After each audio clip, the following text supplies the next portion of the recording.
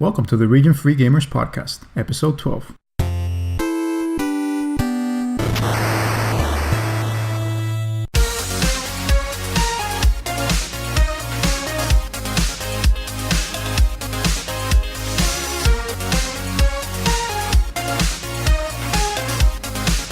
Welcome back to the Region Free Gamers Podcast, the podcast that is fluent in gaming. My name is Ozzy and I will be your host for today, and thank you very much for tuning in. If you like what you hear, then make sure to add us to your podcast rotation and leave a review if possible. It really would help us a lot, and we always really love to get feedback. Also, make sure to join the conversation on Instagram. Our handle is Region Free Gamers, and we always love to engage with our listeners. So with that out of the way, let us talk about who we have here with me. In the frigid tundra of Canada, we have Paul. Hey, my name's Paul. I like video games. And in the far reaches of Finland, we have Masa. Hey, yo. And close to the U.S. nation's capital, we have Arnaldo. Hey. What's going on, guys?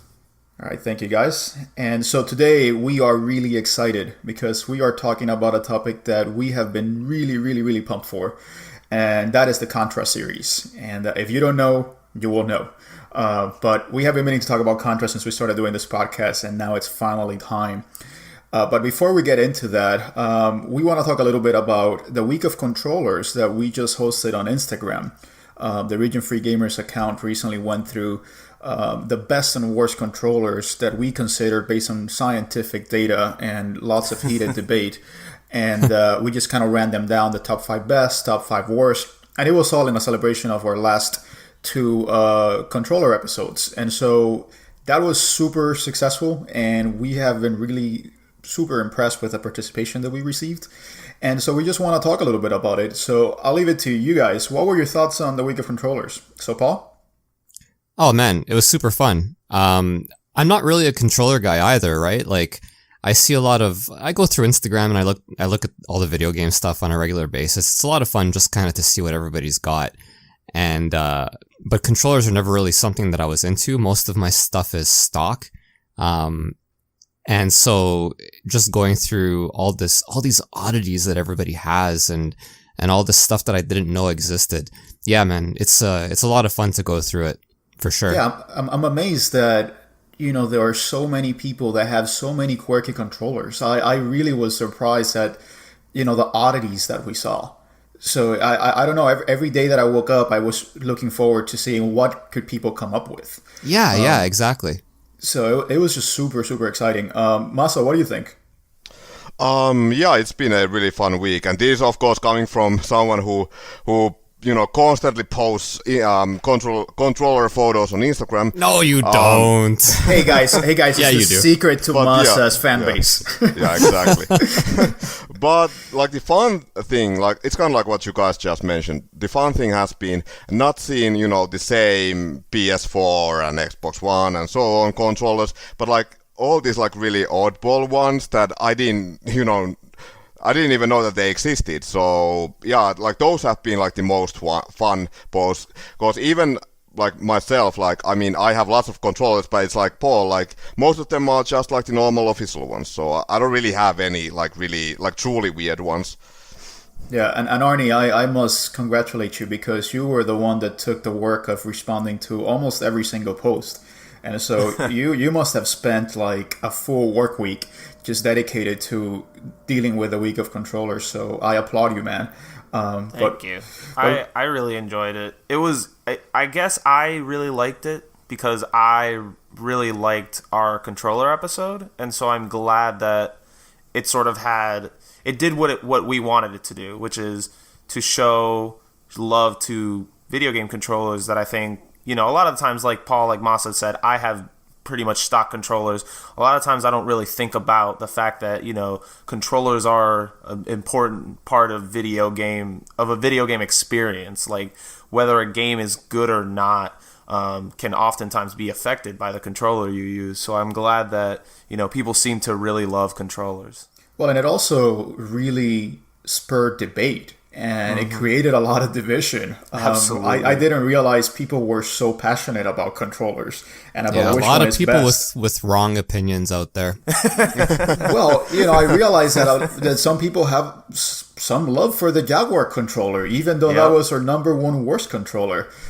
There are even some people that like the Philips CDI controller, which I did not expect at all to see. And also of course, the N64 one is like surprisingly popular. Oh yeah, Oh, man. 64. But I'm Duke. fairly sure that all these people who, like I did my own like little generational controller battles, and I'm fairly sure that every one of these, people who actually voted for N64 versus like Saturn and PS1, like they have not used the controller since the 90s. Yeah, I don't know. Yeah, Maybe that has they to have. be it. Maybe they have, but you touched exactly upon what I was gonna say, Masa, which is that the 64 was the most divisive one. I think. Yeah. Like some people were really, really bugged that we put the N64 on number 3, and some people were bugged that it was not number 1.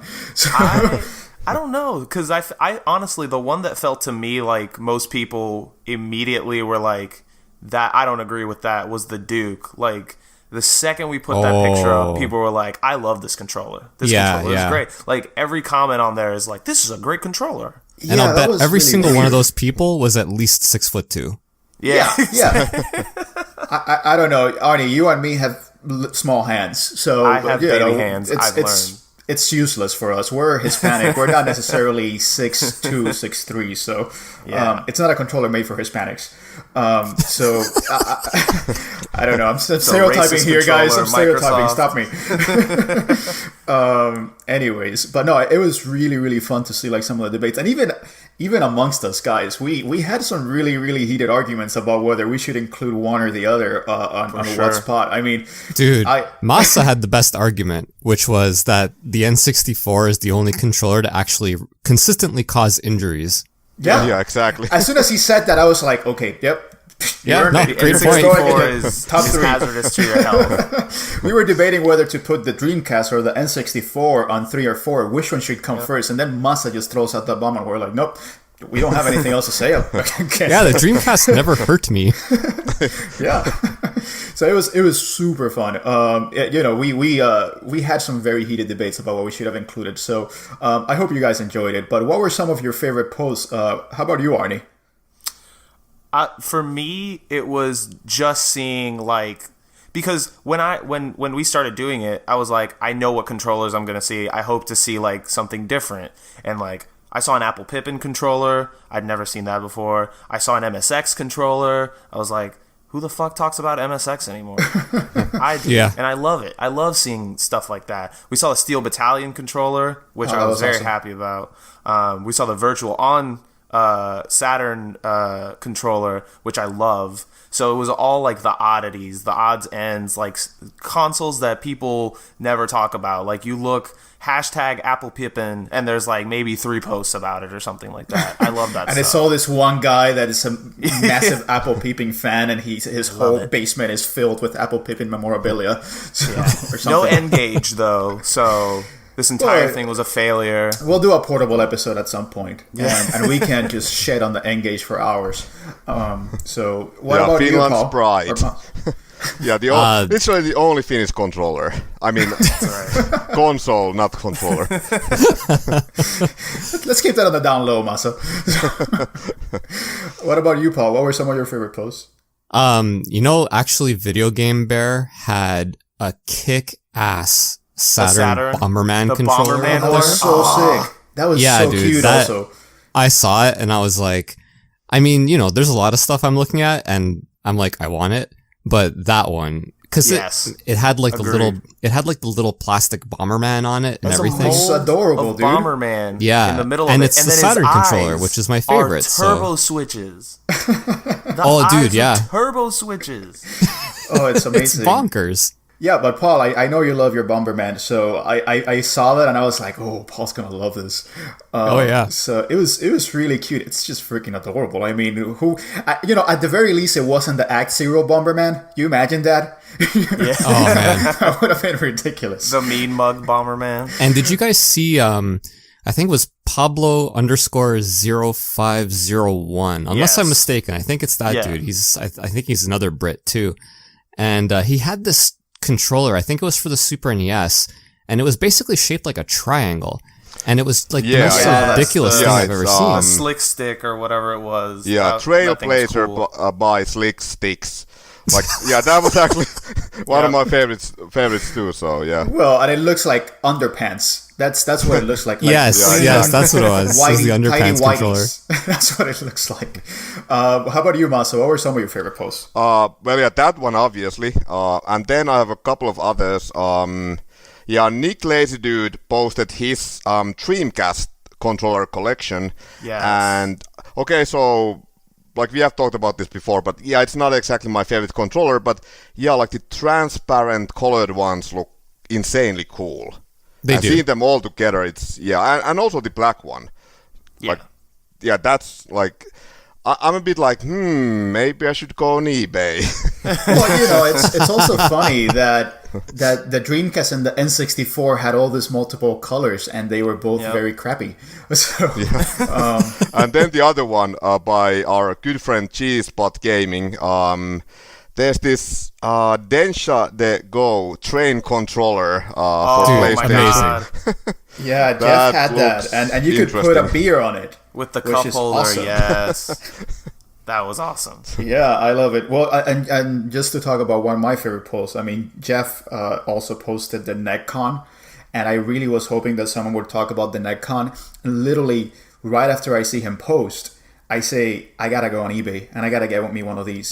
Because I didn't realize that you could play Wipeout with the NetCon. Yes. And it just like blew my mind, and I said, it makes so much freaking sense.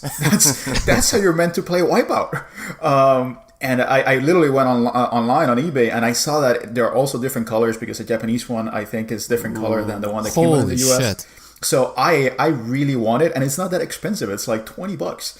So Yeah, I'm going to be able to play Ridge Racer, Race Racer, Wipeout. It's going to be awesome. I only wish that I could play Dark Souls with it. If I could, then that would be my goal in life.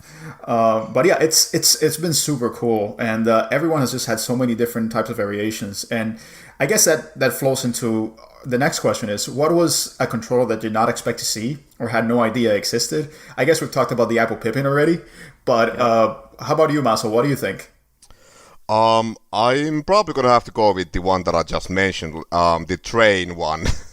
Oh, that's so definitely cool. something that I like. Okay, so of course, like one really cool one is the Dreamcast like fishing rod. But that I knew of, and then I was like, yeah, maybe someone will post it. And I gotta give a shout out to Strilly Vanilli, who has been killing it this week, like putting out really awesome posts, and also like posting like these well-known ones, but also like some really oddball stuff. So yeah, big shout out to him. Well, he posted the PS1 glove. The glove thing. controller. Dude, that was thing the one is I was ridiculous. What an abomination, dude. What the hell was that supposed to be? Why did we wish in the 90s and the late 80s to control everything with one hand? Like, did you just not want to use the other hand? Did you just need to free it up or something? I don't know, dude. Like, if I really want to drink a beer and I don't have hands, I can get a beer helmet. That's true. Yes. Touche. Or a camelback or something like that. How about you, Arnie? What's a controller you did not expect to see? So I mentioned a bunch of them off the top. One that I guess it wasn't really a controller per se, but somebody, forgive me for not knowing their account name off the top of my head, somebody posted these like handheld DDR mats. It's a controller in the shape of a DDR mat with the buttons, but it's for your hands. I saw that. I was like, that thing is the only way I could ever play DDR. Oh, come on now. I suck at that game. That's how I would play it. Yeah. So that was a good one. What about you, Paul? What did you not expect to see or had no idea existed? I didn't know that there was so our good friend Arcade Tokyo, he put up the Luigi's Mansion arcade game. And the Luigi's Mansion arcade game, first of all, I didn't know it existed. Second of all, it uses a vacuum controller. So it's like, it's like shaped like a vacuum, and I guess you vacuum, the ghosts and so on.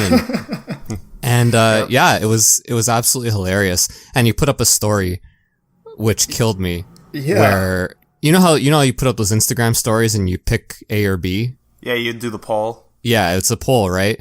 And he put up one where A was suck and B was blow.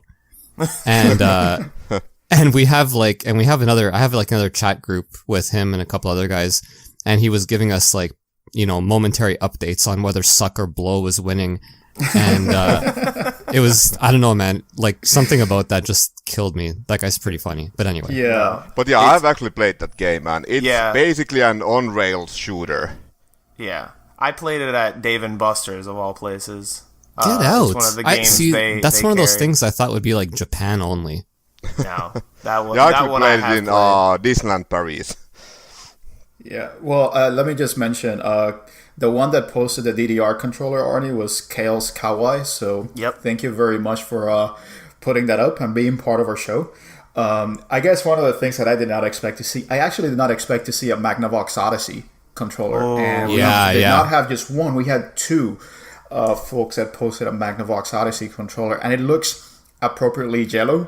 But, that's the OG controller. That's really the controller that started it all. So the fact that the community actually came through and, posted that was pretty awesome. And the other thing is, I love Arcade.Tokyo. Roland, he posted so many cool stuff. He posted also the Densha de Go controller, but the actual arcade one. So that was really fun to see. And as you mentioned, the Luigi's Mansion controller. So it was just a bunch of cool little oddities. So I guess, let's give some shout outs to some of the accounts that really, pulled a lot of work on this week of controllers. So what are some of the accounts that you want to shout out? So for me, definitely Arcade.Tokyo. He was very specific that I include the dot. Well, we have not been paid to shout him out, so just want to put that out there. He declared himself winner of Week of Controllers, so I won't take that away from him.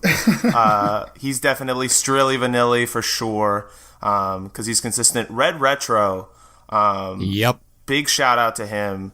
He was doing posts every single day. And he basically commented on every single controller post we put out. So, big shout out to him. So those are the big three that I can think of. Yeah, he was very active, and I really appreciated that.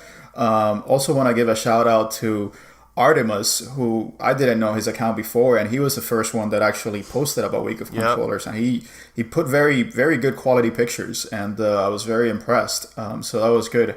How about you, Paul? Some accounts you want to shout out that we haven't shouted out before? We've done most that I thought or that I had in mind. There's another one, Usagi_704. He posted both the ASCII, I don't know how you pronounce it, ASCII or ASCII pad, and the PC Engine Avenue pad. And I was holy crap, this guy has like the exact same controllers I do. he was like the only guy who posted those two, and I'm like, awesome. Awesome. How about you, Masa? I have a few. First of all, Free Radical Dave. He's been posting every day. Yeah. Shadow V Dragon is another one. Yes. Yeah, he's got an insane collection. Of course. Yeah, Bablo _0151. And I gotta, give him like an overall shout out too, because he's got like one of the coolest accounts in my opinion. He's always posting like Japanese, like really obscure Japanese import games. Yeah. And who else? Let's see. Yeah. Nick Lazy Dude. Yeah, Cheesepot Gaming, Video Game Bear. Retro Gamer Rishi also had a few cool ones. Yep. 16-bit. 16-bit. Yeah.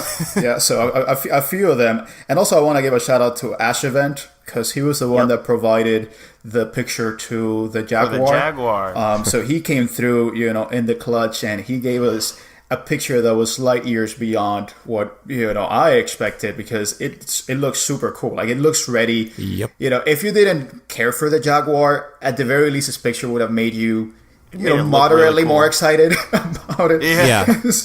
And he also posted about the Fairchild Channel F. We know he's a huge fan of that console, and he posted about it. And he was, I think, the only one that posted about the Fairchild. Yep. So I was really another happy one with I that. wasn't expecting to see, was the Fairchild freaking Channel F. Like, what? Yeah, and also two accounts that we have not mentioned up to this point, but they were very active. You're all Paul Bob and Yep. Joey Jr. Shabadoo, which we know the who he worst is. name ever. And so we have like the two most lewd accounts, together. So I think that's perfectly appropriate.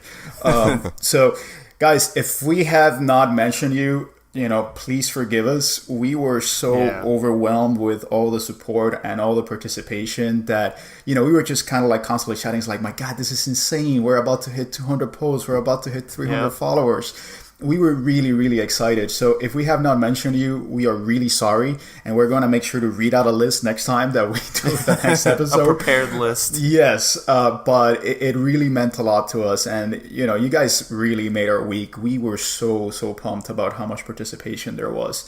So thank you guys. We really hope that we're going to, do another type of themed week on Instagram at some point in the future, because it was a lot of fun and it was great to have a lot of community participation. It really did feel like we were kind of coming into our own and really being able to engage with the community that we are part of and that we feel so passionate about. So, all we can say is thank you, from the bottom of our hearts. Thank you so much.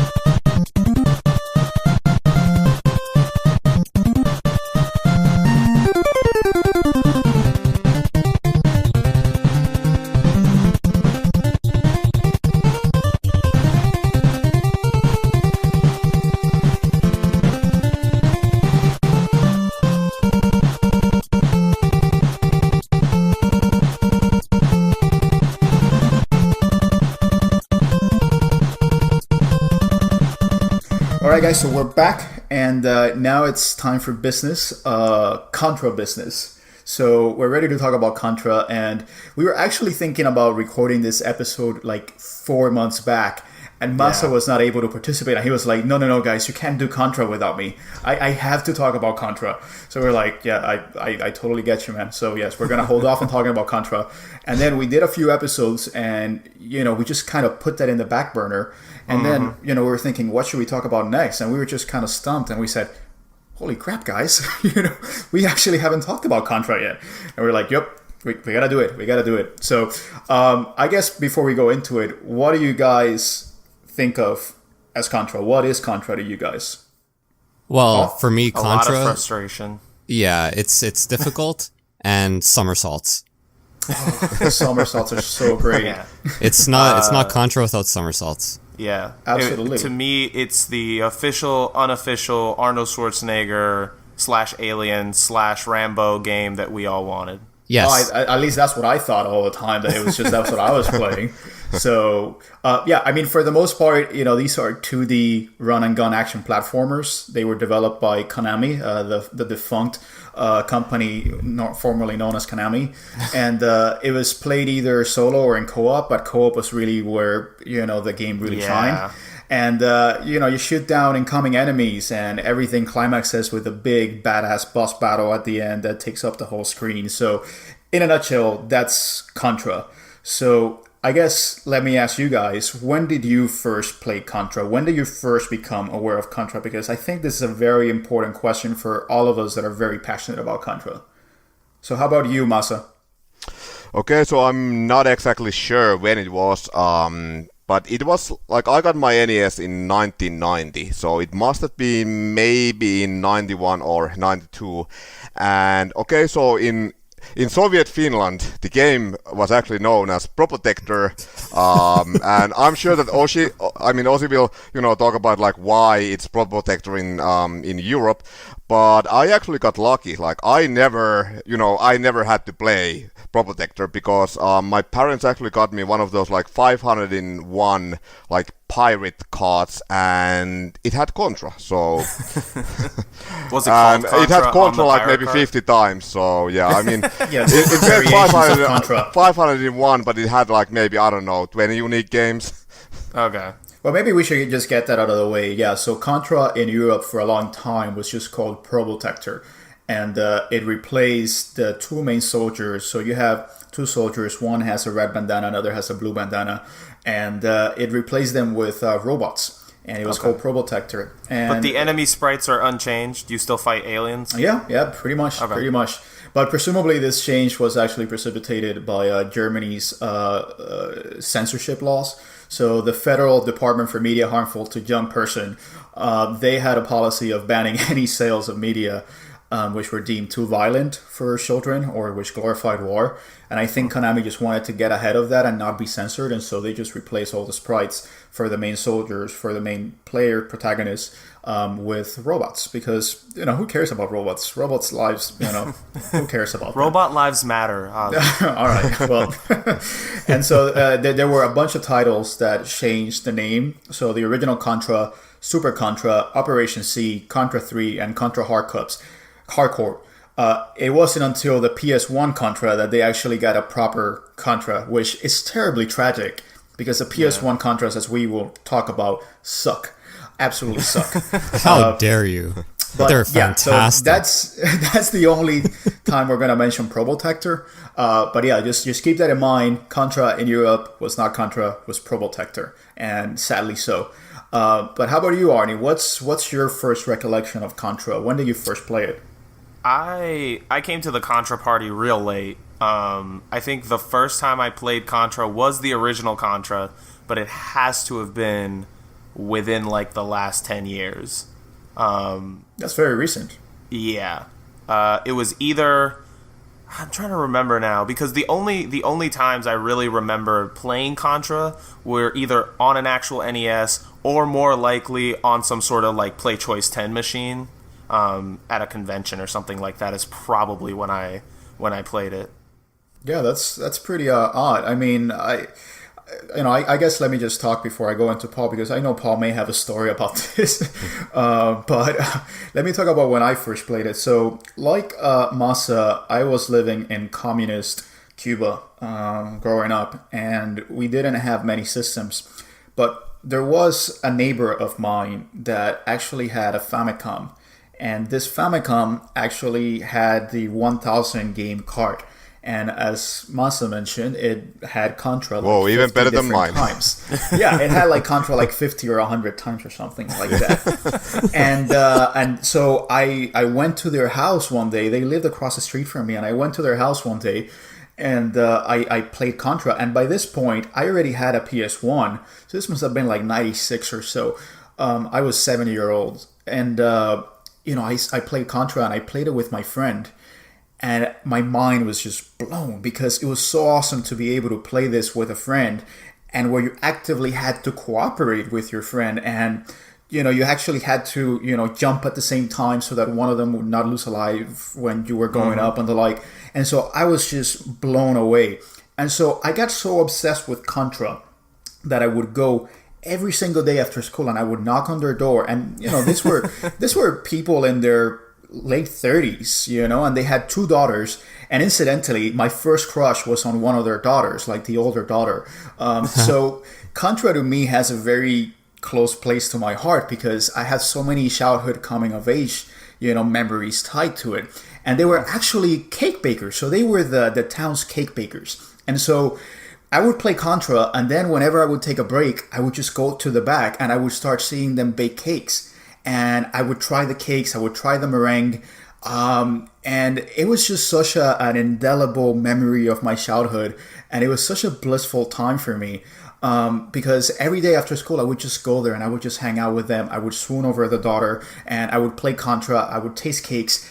It was beautiful. It was just so awesome. I loved my time with Contra. And so that's why when I think of Contra right now, I'm like, Contra. Did you get so hungry every time you think of it? I want cake every time I think of Contra. We're going to name the episode Contra and Cake. I want cake and to shoot people in the face. Shoot motherfuckers in the face, as Masa would say. Yeah. So with that out of the way, Paul, let me know what was the first time that you played Contra. Well, I mean, you make it sound like I have some kind of epic yarn to spin, but it's not, it's not nothing that special. Basically it was just like when I was a little kid, right? So back when the NES was still the king, I had a buddy at school who had an NES and I had a Master System. And he's like, man, you gotta come over, you gotta come over, you gotta come over, you gotta play Contra and Rad Racer, but mostly Contra. And I was like, no, you know, my parents, they won't allow me to go, you know, cause I think I was like 9 or 10 at the time. And my parents are super overprotective. So it's like, no, I can't. But eventually I relented and I went to his house after school and we played Contra and it was awesome, right? Like, it was like you said, Ozzy, like I'd never played a cooperative game quite like that before. And almost immediately, like on the second level, we're arguing because we're like stealing each other's lives. And you know, like that's the classic Contra argument. And yeah, it was amazing, right? So I stayed at his house for like an hour and a half after school playing. And so I'm walking home from school and I see my sister, my older sister, like 10 years older than me. And she's like, where have you been? And I said, I stayed late after school, you know, to do homework, which is like the most unlikely lie, right? And she says, oh yeah, interesting, cause I went to the school and they said you weren't there. And, long story short, I think I was grounded for like 3 weeks or something like that. And you know what?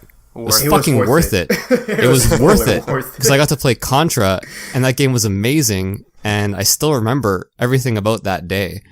So yeah, no, at the time, pretty shitty, but now, don't care. It was great. We're talking about it now. You know, it's funny that you mentioned that, Paul, because I think we probably all have a story like that where we just like went after school to our friend's house, like without telling our parents, and then our parents freaked the hell out. Because I have just a story, and it was because I wanted to play Resident Evil with my cousins, and I just did not tell my parents. And I remember when my mom found out, dude, she like drove over to my cousin's place, just like, she didn't even talk to us, she just like grabbed us, you know, just like grabbed us. And like when we got to the place, dude, she like took out the belt and she just went ass whooping on us. She was like, you never do that to me again. You know, because she was like freaking out. I mean, single mother, you know, she doesn't know where her kids are. It's something video that games ruin lives. Oh, really. well, I think is the moral of the story. It just shows they care. It shows parents care.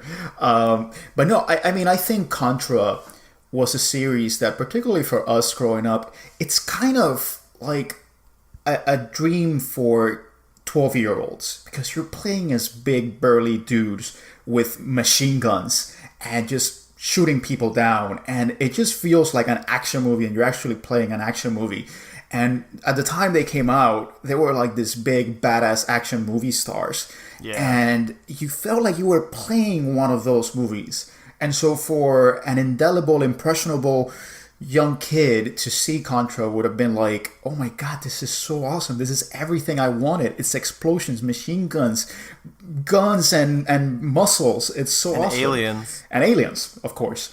So we're getting a little bit ahead of ourselves, so let's talk about the first Contra. So the first Contra was released in the arcades of February of 1987, but strangely enough, a lot of people haven't played the arcade game. Most people haven't played the arcade games, and it's one of the very few games where it is better known for the NES version rather than the arcade version. Mm-hmm. And, you know, I only actually saw a long play of the arcade version very recently. It was probably like about a year and a half back, actually. I knew it had come out in the arcades, but I had never even bothered to see it. And it's very different. The arcade game is very different from the NES version.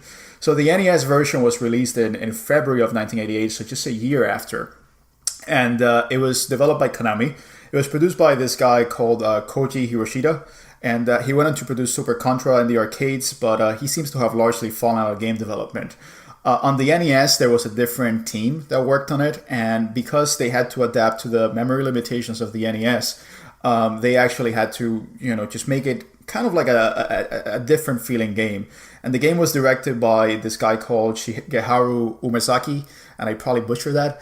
And he had previously directed Life Force, and then went to work on Super C. And fun fact, he's now the president of Goodfeel Co., which they have developed Kirby's Epic Yarn and Yoshi's Woolly World, which I know is Masa's favorite game. So that is my favorite fact about I know, right? Yeah. But, what a natural progression. So it's like natural. I mean, you go from Contra to like yarn, kid-oriented graphics. To like the cutest, most adorable Nintendo game ever. It's awesome. But it's really cool that, this guy is still developing games, because I feel like most developers from like the 80s, they've largely fallen out of game development. Most of them have become executives or the likes, or some have just completely gone out of the game business altogether. So it's nice to see someone that worked on the original games actually still be in game development. But guys, let's talk about the cover. What do you guys think about the cover to Contra on the NES? It's great. Yeah, that's like half the selling point of the game. Yeah.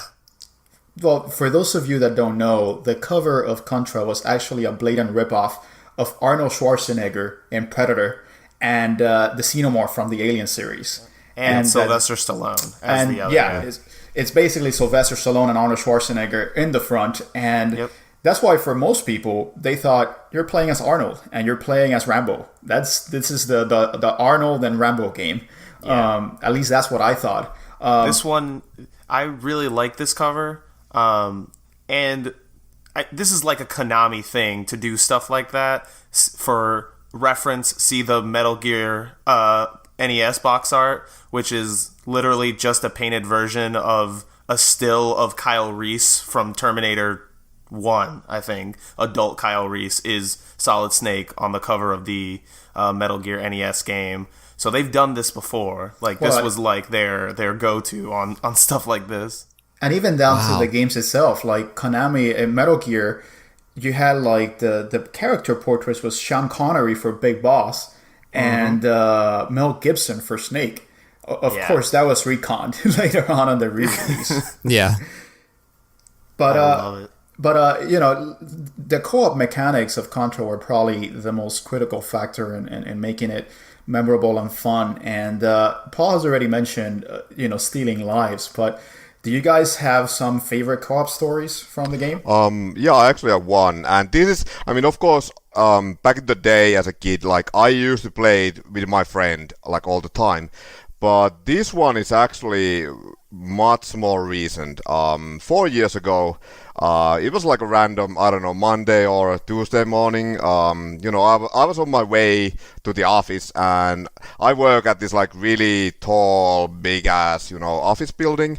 And I get in, and then there's like lots of like people are like like no, like there's a blackout, like nothing works. And I was like, okay, so what am I gonna do now? And then one of my ex-colleagues, he joined me, and we were like, yeah, what now? But then my boss was like, well, we don't know how long this is gonna take to get everything up and running again. So he was like, yeah, just go shopping or whatever. Luckily for me, back then I still lived like quite nearby, and I was like, I told my friend, I was like, so yeah, you want to go to my place? Let's hang out or play video games or whatever.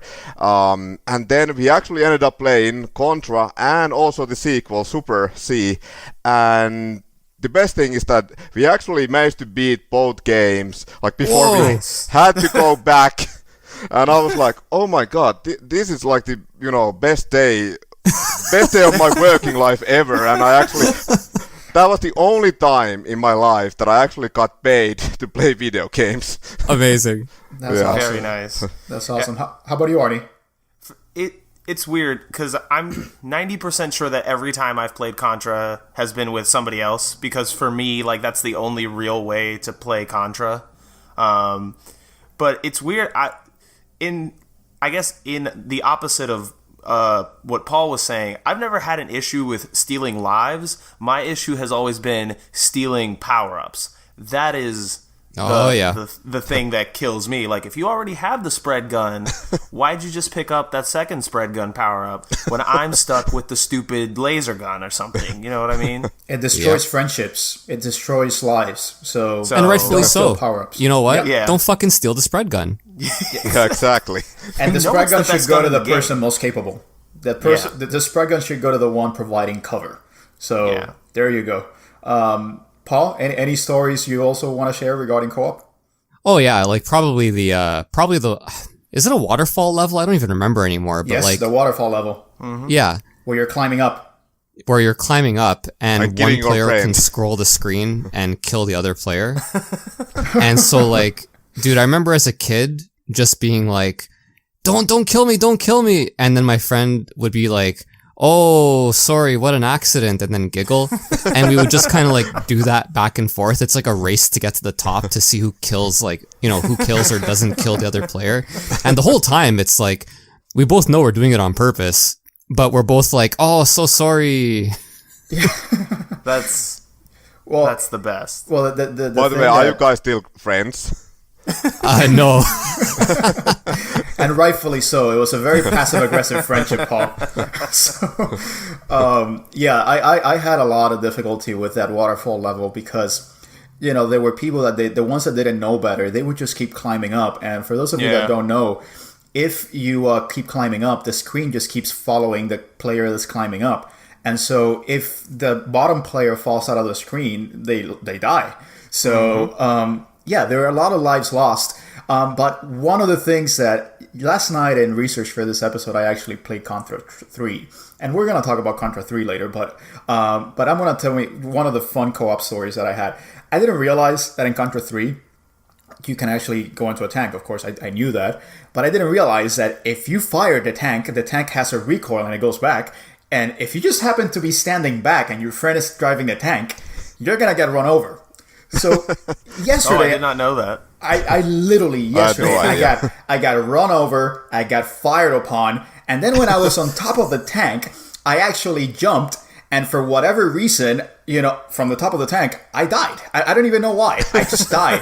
So I was like, I don't know where to be here. I don't know which part of the screen to be in because anywhere I go, I'm just dying. But that's such a Contra thing, though. Like, I don't think I've ever played a game where, one, I've died that many times in such a short amount of time, but also, like, I have no idea why or how I died. Well, because there's so many bullets. There's like so filling much the screen. stuff going on. It's like, oh, I guess something happened because I'm dead now. Yeah. But yeah, if you think about the first Contra game, or well, actually all of them. Okay, so as a kid, like of course we had like all the time in the world, and we only had 500 games to play. But you would like keep playing the same games over and over again, and even if the game was like full of like trial and error kind of bullshit, you would still keep trying, and that's why I have beaten the first Contra many times, and that's the only one that I can actually beat like without the Konami code. But like the later games, like which we will cover later, but like I just don't have the same patience nowadays. Like for that trial and error kind of stuff, like it just like I just maybe beat like 3 levels and that's it, and then I never ever see like the second half of the game. But yeah, I mean that's definitely like a big thing about Contra, and I'm not sure how well like that kind of gameplay style would work like nowadays. So maybe that's like one of the reasons why the series is almost completely irrelevant. Don't say that. That hurts my soul. Well, we still have the mobile games Well, yeah. in China. And the Pachinko machines, whenever they show up, I think there might have already been a Pachinko. Yeah, actually, there was there's a actually one, Pachinko yeah. machine. Of course there is. Of course. But, they do feel like, as Arnie mentioned, there are games that you kind of just are meant to play in co-op. I don't think I've played many Contras single player because it just doesn't feel right. But they're also perfect pick up and play games. Like, I will pick up the first Contra and play that jungle level over and over again for the rest of my life. I can guarantee you that, and I will never get tired of that exploding bridge at the beginning. It's just awesome. Like, it just always brings me back, and I can always play it time and again. Let's talk a little bit about the mechanics. One of the things that Contra is known for is, as Paul mentioned, the somersault. And I just call it the spin shot. But somersaulting is amazing in this game. It's lovely. And the other thing is the floating power-up. So as you go through the level, there are this floating, thingamajigs that go across the screen. You shoot them down, and they lay down power-ups. And you start with a regular machine gun, but you also have other guns, which include the laser, as Arnie mentioned. But it also includes the spread gun, which we also mentioned. And what are your opinions on this spread gun, guys? The best gun ever. Yeah, it's like the best Top gun 5 ever. video game guns of all time. Certainly. I mean, it's right up there, I think, with the BFG from Doom and the original pistol from Halo. I think it's right up there as some of the best weapons of all time. It has to be. It's just you rain down hell upon your enemies. Because the spread shot is basically, it goes like in a conical shape, and it just hits everything in front of you, or wherever it is that you're shooting. Also, was I the only person who called it a shotgun? Yes. Probably. Okay. Absolutely. I just wanted to be clear, because when I saw an S, I was like, oh, cool, it's a shotgun. It's like, shoots in a spray. But if you think about the first game, it's so much easier with the spread. That's basically like the easy mode. And I don't mind it at all because these games are hard. Exactly. And I'm terrible at them. I am terrible at them. So I guess we should mention, this was the game that really popularized the Konami code. So if you didn't play this game with the Konami code, God bless you. You are a hero and you deserve a medal. Because it only gave you 3 lives. If you play the Konami code, if you put the Konami code, you get 30 lives. So, do you guys use it? Oh, dude, every time. Yeah. Yeah. Can you guys recite it from memory? I mean, of course. And also Up, I gotta down, say, down, like, left, right, BA start. Absolutely. What are you gonna say, Masa? Like, when I mentioned that, like, I beat Super C and Contra with my buddy, like, 4 years ago, like, that's, like, we actually had to use the Konami code, but, like, back in the day, when I still had, like, the young man reflexes, like, many years ago, I was able to beat the first game without the code, but, for example, not Super C. Yeah, the Super C actually doesn't use the Konami code, which is what screwed me up, which is why I have never beaten Super C, because I don't know the code that you use for Super C in order to get the 30 lives. And also, you don't get 30, I think you only get 10 lives, maybe. Yep, and it's super hard. Like, Super C, it's just one I've never been able to beat because it's so hard. Yeah, it is. Like, it's absolutely more difficult than the first game. I actually never played Super C as a kid. I first played maybe, let's say, like 6 years ago, and I was actually like really shocked as like someone who has played the original game a million times, and I know it by heart. And then I played Super C for the first time, and I was like what the hell? Like, I'm struggling to beat like the first level. Like, what is this? Yeah, and it's super hard. Keeps like, getting the worse. first time and, I didn't get past the first level, actually. Yeah, and I mean the last level. God damn it! Like that, I think. Like, I have lost like 1 million lives in the last level. It's just insane. Yeah, and if you had said that you beat a Super Contra without the cheat code, I would have probably just scoffed at you. So I'm glad that you're being very forthcoming. Yeah, you would have been like, yeah, Insta-Live, Masa, Insta-Live, you gotta stream it. So guys, let's talk about the music, because the music in Contra is awesome. What is your favorite track in Contra? Well, considering that I've never gotten past the first level, it's definitely the first level music. Oh, that's amazing. Best song. Well, the jungle theme is one of the most iconic themes. I would say, to me, it's top 5 8-bit songs, right up there with like the Super Mario Brothers theme, the Level 1-1 theme, and the Castlevania Vampire Killer theme. The jungle theme is just absolutely amazing, and it is. Yeah, it's a one that everyone has listened to because everyone has started the game 1,000 times. But the funny thing is that actually the later tracks are also just as good. And the Stage 2 theme is very memorable. The one that you're playing in the base and you're kind of like doing this pseudo 3D kind of level where you're going from left to right and you're kind of advancing as you open up the gates. And it's also a very memorable track. So I can still hear it. Like, in my head, I can play the whole thing. Yeah, me too. And I even hear like the special effects, like when you hit those blocks that you're supposed to, make blow up. Like, I hear the music and those special effects. Yeah, like right now we're talking about it, and just the music is playing in the back of my head. It's that iconic. And the soundtrack was actually composed by the same guys at Konami that did Castlevania 1, Castlevania 3, Teenage Mutant Ninja Turtles, Life Force. So this was an excellent Konami sound team. So it's very iconic, and the jungle theme is one of the very best. But since most people have not beaten Contra, they don't really know the later level music. So there you go. The story of Contra is really not that important. You aliens are invading, and you shoot them down, and you basically go all the way to the end. At the end, you fight some big alien monster. I think that's pretty much it. Do you guys think that there's more that we had to say about that? No, and frankly, there shouldn't be. That's all you need for this game. Absolutely. As Massa Jarvinen would say, shoot motherfuckers in the face. That's all you need in life. That's pretty much it. And that's there's beauty to that simplicity, right? Like, it's just the experience is just enough on its own to keep you coming back over and over again. Yeah, and for a kid, you didn't really need that much more. It was just exactly what you needed, and it made you feel like a badass while still, being very engaging and being simple enough where you could just pick it up and play it. So one thing we need to mention, like we talked about the arcade version. If you guys want to check it out, it should be available on the Xbox Live Store, at least for 360. I'm not sure about Xbox One, but yeah, it's available. There's even a demo, and I played the demo, and it does feel very different compared to the NES version, and not in a good way. Yeah, I think it's worse actually. It plays a lot slower, and the sprites are larger, but there's kind of like this slowdown when you somersault. Yeah, it's which very feels slow, very weird.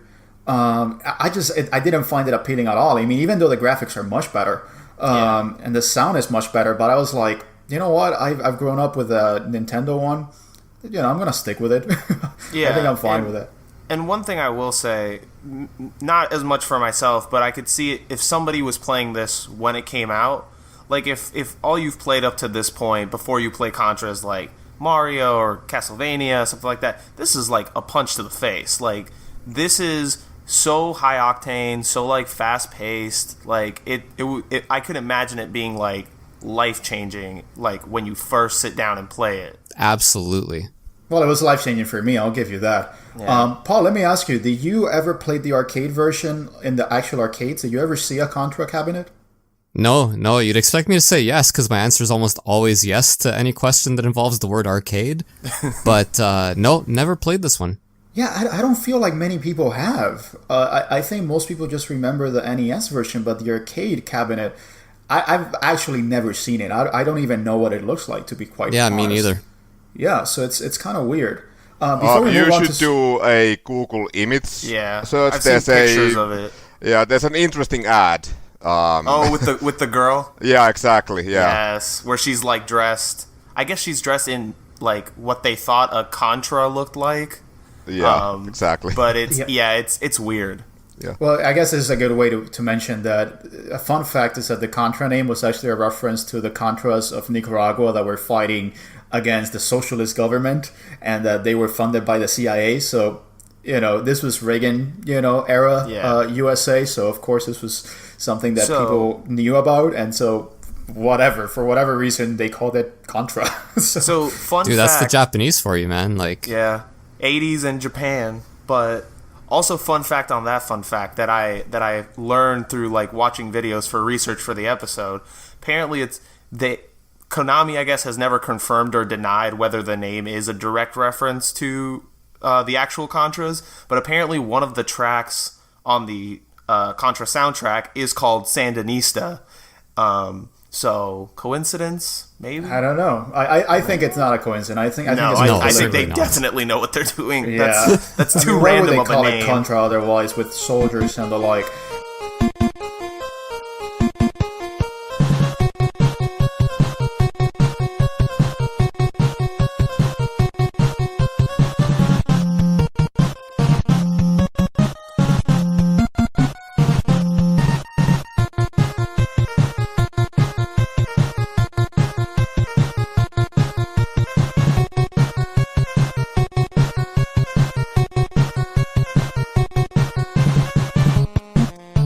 Anyways, let's move on to Super Contra, or Super C as it's called in the NES.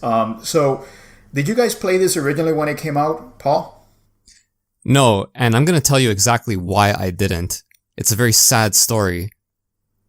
Okay. I was gonna get a game, right? I went to the game store with my dad, and I don't remember why. I think it might have been, like I got a good report card or something like that.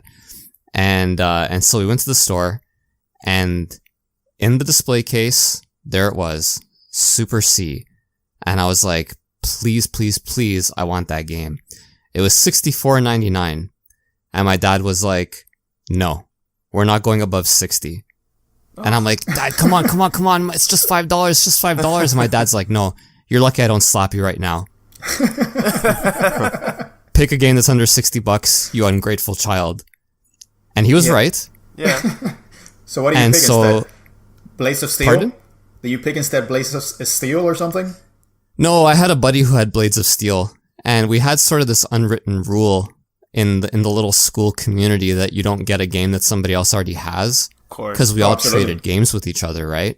Yep. And I kind of panicked, right? Like I didn't know what I wanted because I wanted Super C, right?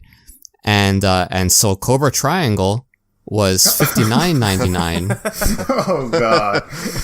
And so damn. instead of Super C, I went home with Cobra Triangle. And to be fair, Cobra Triangle was actually pretty good. I enjoyed it, made by Rare. It has pedigree. But I mean, let's be honest. It's no It Super was not. Contra. It wasn't Super Contra. Yep. And Absolutely not. yeah, I finally did get Super Contra to correct this monumental error from many years ago.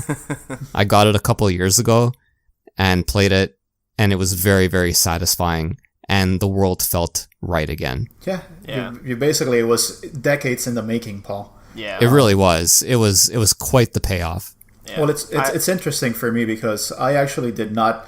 I wasn't clear on whether Super C, because it was called Super C on the NES, I wasn't clear whether it was a sequel or not to Contra. And so I had heard about it, but I was like, is that related to Contra? It looks like it, fairly so. And it wasn't until I went to a Goodwill once, and when I went there was actually a copy of Super C. And I got it for, I think, $5. Ooh. And, I realized that I played it, and I was like, oh my God, this is the Contra sequel I never played. And so at that point, it's like everything just completely opened up for me. I was like, oh my God, there's this other world beyond the original Contra out there. Yeah. So yeah, that's my experience with Contra. What were you going to say, Arnie? Oh, I was just going to say that I also had a sad story of why I didn't play Super Contra on release. It was because I was not born. So sad. So unfortunately, I didn't have that opportunity. You should take your mother to task for that. You should be like, Mom, you should have been playing this while I was in the womb. Get my training in.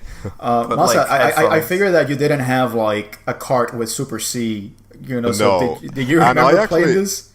Actually, to be honest, I didn't even know about Super C until, like a few years ago, like when I actually bought the game.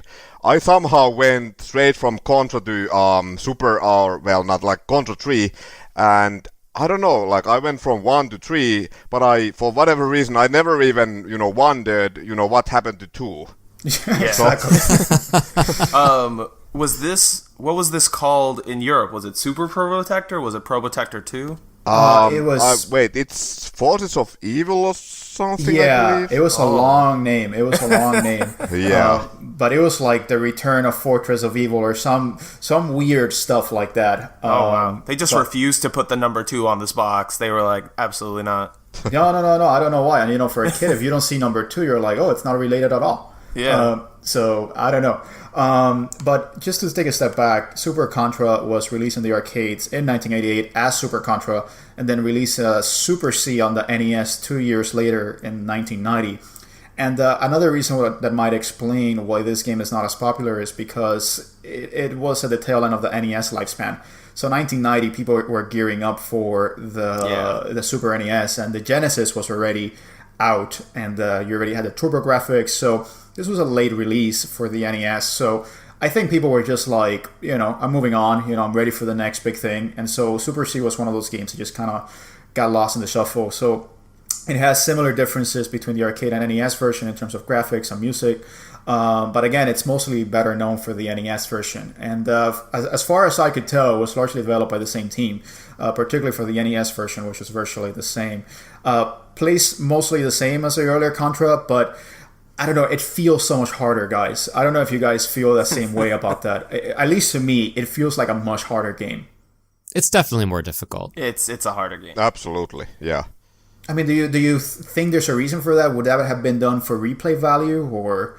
For sure, man. I mean, maybe the rental market. I know that was big for Japanese developers in the West. They were like, if people are going to be renting games, we got to make sure that they can't beat these games, so they either buy it or they rent it again. Yep. And you have to remember that like these games are very short. Like if you are really good at it, you can beat them. Like let's say under 40 minutes. So they are very short. Maybe so that's even why less. I mean they maybe just 30. They have to be difficult so that people won't be like, well, like kids, luckier than Paul who got those like $65 I hate Contras. them all. Yeah. So that they wouldn't just play through the game in an hour and then it's like, okay, so what now? I need another like $65 game. Yeah. Well, this game also introduced there were these slopes, in the levels that were very asymmetrical, so it was difficult to shoot some enemies. So it just introduced this level mechanics that were not very intuitive. It also, I mean, it plays pretty similar to the earlier Contra, except for one big difference. And that's that it now has its overhead levels that play like Commando, Ikari Warriors, Guerrilla Wars. So this was a genre that was very popular at the time. And it just kind of mixes up the regular left to right 2D levels with the overhead, kind of pseudo 3D levels. Mm-hmm. What were your thoughts on these levels? Because I was not a fan. Not really a fan either. Yeah. I mean, the core gameplay has always been side-scrolling. Yeah, I don't really have very much to add on that. Like, the first time I saw the overhead, and I know we'll get to Contra 3 eventually, but that's the first time I saw it, because I didn't play Super C as a kid. I could do without the overhead.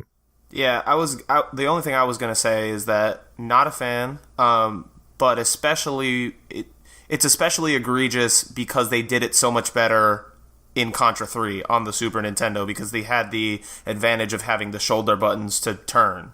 Yes. Okay, I have to disagree here. I'm going to disagree on that. Yeah, because I was just about to say that I actually, back in the day, I mean, I loved Ikari Warriors and that kind of games, and, when I played Super C for the first time, and, I got to the first overhead level, I was like, whoa, this is really cool, and I feel like it's actually, like, those levels are way better than, for example, Ikari Warriors. Mm-hmm. But then you get to the Super Nintendo game, and where you actually, like, have to move the stage. That I didn't like at all. It's horrible. Yeah, like that. Like that's why I have not beaten Contra 3, because I just hate those levels with passion.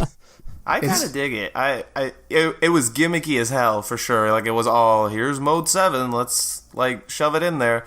I don't know. Arnie, I want you to go back and play this after the episode. I want you to go back and tell me with a straight face that you like it. Well, first of all, I'd have to like make it to that level, and that's not going to happen. Yeah, I mean, I was not a fan of this levels, but I think it was better than the Contra 3 overhead levels, and because it still played like Commando and Ikari Warriors, and I actually really like those games.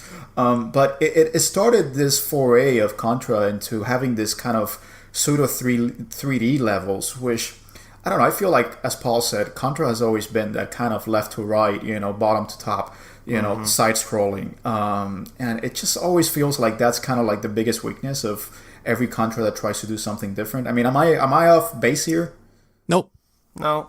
It was always strange to me that they didn't try to do the like for the different levels they were doing, why they didn't use the same ones they had put in the original Contra, because those are really fun. Like the ones where you're sort of behind the back and have to clear out the room to progress. But you were still just moving left to right. Yeah. So it was still very much 2D. Yeah, so I didn't understand why they didn't sort of like make a whole new set of those kinds of levels for Super C instead of trying the sort of overhead perspective. Well, I give them points for trying. I mean, developers at the time were just trying to do new things and trying to advance the medium. So I definitely give them points for trying. I just don't think that Contra is meant to be that, to be honest. All right, guys. So let's talk about Contra 3, the Alien Wars, and this is the big badass Contra. Any memories of this game off the top of your head, Masa? Sadly, I had to play the European version of the game, so So you're talking Probotector 3, yeah, exactly. robots, Yeah. in Uprising or something. Yeah, something like that. But yeah, it was definitely like, I mean, outside of those overhead levels, it really felt like, I mean, a lot of things on Super Nintendo, they felt like it really, like the jump from the NES to Super Nintendo. I mean, it felt so huge with a lot of games. Like a lot of games had Super in their name, and it really felt like that. And okay, so yeah, Contra 3. Okay, so it's not called Super Contra because I mean we had Super C, but still it really felt like the next level Contra game, and like the graphics, being able to have like two weapons at the same time, like the bomb that can clear the screen, being able to grab onto things. Like the level design really, like they really took everything to the next level. It felt like Contra, like the first Contra, but like on steroids basically. Yeah. Yeah, I mean they improved it in every way. Paul, did you play this originally when it came out? When it depends how you look at it. Like I didn't play it on release date, but I definitely played it when I was a kid. I had it as well. Cause I eventually, I started with a Genesis, but I eventually did get the Super NES. I traded in the Genesis when Street Fighter 2 came out. and the first two games on the list were Castlevania and Contra 3. After, cause you can't just play Street Fighter 2. I mean, you kinda could, but anyway. Yeah, and Castlevania 4 and Contra 3 were the first games on the list. And Contra 3 was awesome. Like, dude, I remember at the time, the Super NES, it was all about the high end. Like, there weren't that many games for it in the first couple of years, but the high end was unassailable. And Contra 3 was, right up there. Like, it was so good. The graphics were so good. The set pieces, I had never seen a game like that had those kind of set pieces before. The levels where you're hanging off of things and shooting, or the levels where you're climbing up walls and fighting a boss at the same time. That was unheard of. It was incredible. Absolutely. Oh yeah, the boss fights. I had never seen a game before that with such huge and gorgeous bosses. I'm sure that most people remember the first time they play Contra 3, and then you meet the huge turtle alien boss. Yeah, that was so impressive. Insane. It's kind of like in Ocarina of Time, you meet the first real boss, and it's whoa, that thing is huge. Yeah, and he also had the robot boss awesome. that broke through the screen. That robot boss was so cool, and you could actually climb all across the room. It just felt amazing, and it really, as Paul said, it felt like there were all these set pieces that were so memorable that it was meant to be an action movie in every way, and it's just balls to the wall action. Yep. So, Arnie, when did you play Contra 3? So I was alive when Contra 3 came out. Good, but you were just one, So probably. yes. So step 1 had been completed. I had come into existence. Good. So Contra 3, I definitely didn't have it when I had my Super Nintendo, which is a crying shame. Much like Contra, I think I actually did play this before I played the original Contra, though. So, within the last 10 to 15 years of my life, probably. But, when we're talking about memories, this to me, and this and one of the ones we're going to talk about pretty soon, in terms of aesthetic, are my favorite Contra games. This is the style that I associate Contra with. Giant bosses, gorgeous sprite work, awesome balls to the wall action, hanging off of missiles and shooting dudes in the face. What more can you ask? It's madness. It's fantastic. Well, and it's a game that for the most part has kind of, really aged well besides the top level Mode 7, levels. Those just suck. Those are great. And we may disagree, Arnie, but, that's Masa in my opinion. So, Oh, and I will say, Hell yeah. the My other man. thing that I really like about this one, And I've heard this before, so I'm interested to see what you guys think. But people seem to consider this one as the most fair Contra in terms of difficulty. Not as hard as Super C, still not easy, but more manageable. I agree. The thing with this game though is that there's so much happening on screen that sometimes you don't even know where you're getting hit from. Yeah. And it happened to me a few times last night when I was playing, and I was just like, how did I die? When did I die? That's exactly what I was talking about before. Yeah, so, I mean, but we should also mention that this game introduced difficulty levels, so if you wanted to see it through the end, you would just put the Konami code, put it on easy, and then call it a day. So, Arnie, I think that's what you should do, after this episode. But, yeah, I mean, it was a refinement in every way of the original Contra. It was really, as Masa calls it, super. Like, everything that you did before in Contra now was, like, kicked up to 11. And there was more interaction with the stages. There were, like, rotating, like, platforms. You could jump on monkey bars. It added vehicles. And it added the hover bike sections, which I love. I love the hover bikes. So you guys remember that? Oh, yeah. Yes. Yep. Yeah. It was super awesome. And also the other thing you could do is you could switch between weapons. So people tend to forget that, but you could actually have two weapons in Contra 3. So I don't know. I mean, I think it's a lovely, lovely game, and it was a perfect powerhouse for the Super Nintendo at the time. Yeah. Together with Castlevania Forest, as Paul mentioned. So I don't know. I love this game. It's super fun. It's super action packed. The music is also great, and it has a very aggressive kind of prog rock inspired soundtrack. I have it on vinyl, and it's not a soundtrack that I can necessarily listen to on its own because it feels so tied to the game that it's part of and the shooting and the explosions and the like. But it's actually a very, very nice soundtrack. It's a really cool soundtrack. Do you guys have any memories of it? Do you find it as memorable as the original Contra? I mean, the short answer is no. It's not as memorable as the original Contra, but that's only because the original Contra is what it is, right? Mm-hmm. But the soundtrack's excellent. It's perfectly suitable to the game. But if you asked me to kind of hum any of the tunes from it off the top of my head, I don't think I'd be able to remember that. Yeah, I'm struggling to remember exactly what some of them sound like, even though I know that they're great. It's just not coming to mind. It doesn't feel like... I think I can get the first level if you asked me to hum it, and I won't, because that's bad podcasting. But our transition music will just be you trying to hum the as we lose subscribers. Yes, just we can see it counting down. It was also ported to the Game Boy contemporaneously. Did you guys ever play the Game Boy version? Okay. Actually, yeah. So I wanted to talk about this really quick because I did not know that there was a original Game Boy Contra game. And I saw footage of this, and I was like, this looks amazing. I need to play this now. There are actually two original Game Boy Contra games. Yes. Yeah, I didn't know that there was a port of Contra 3, but, well, yeah, maybe we should talk about Operation C.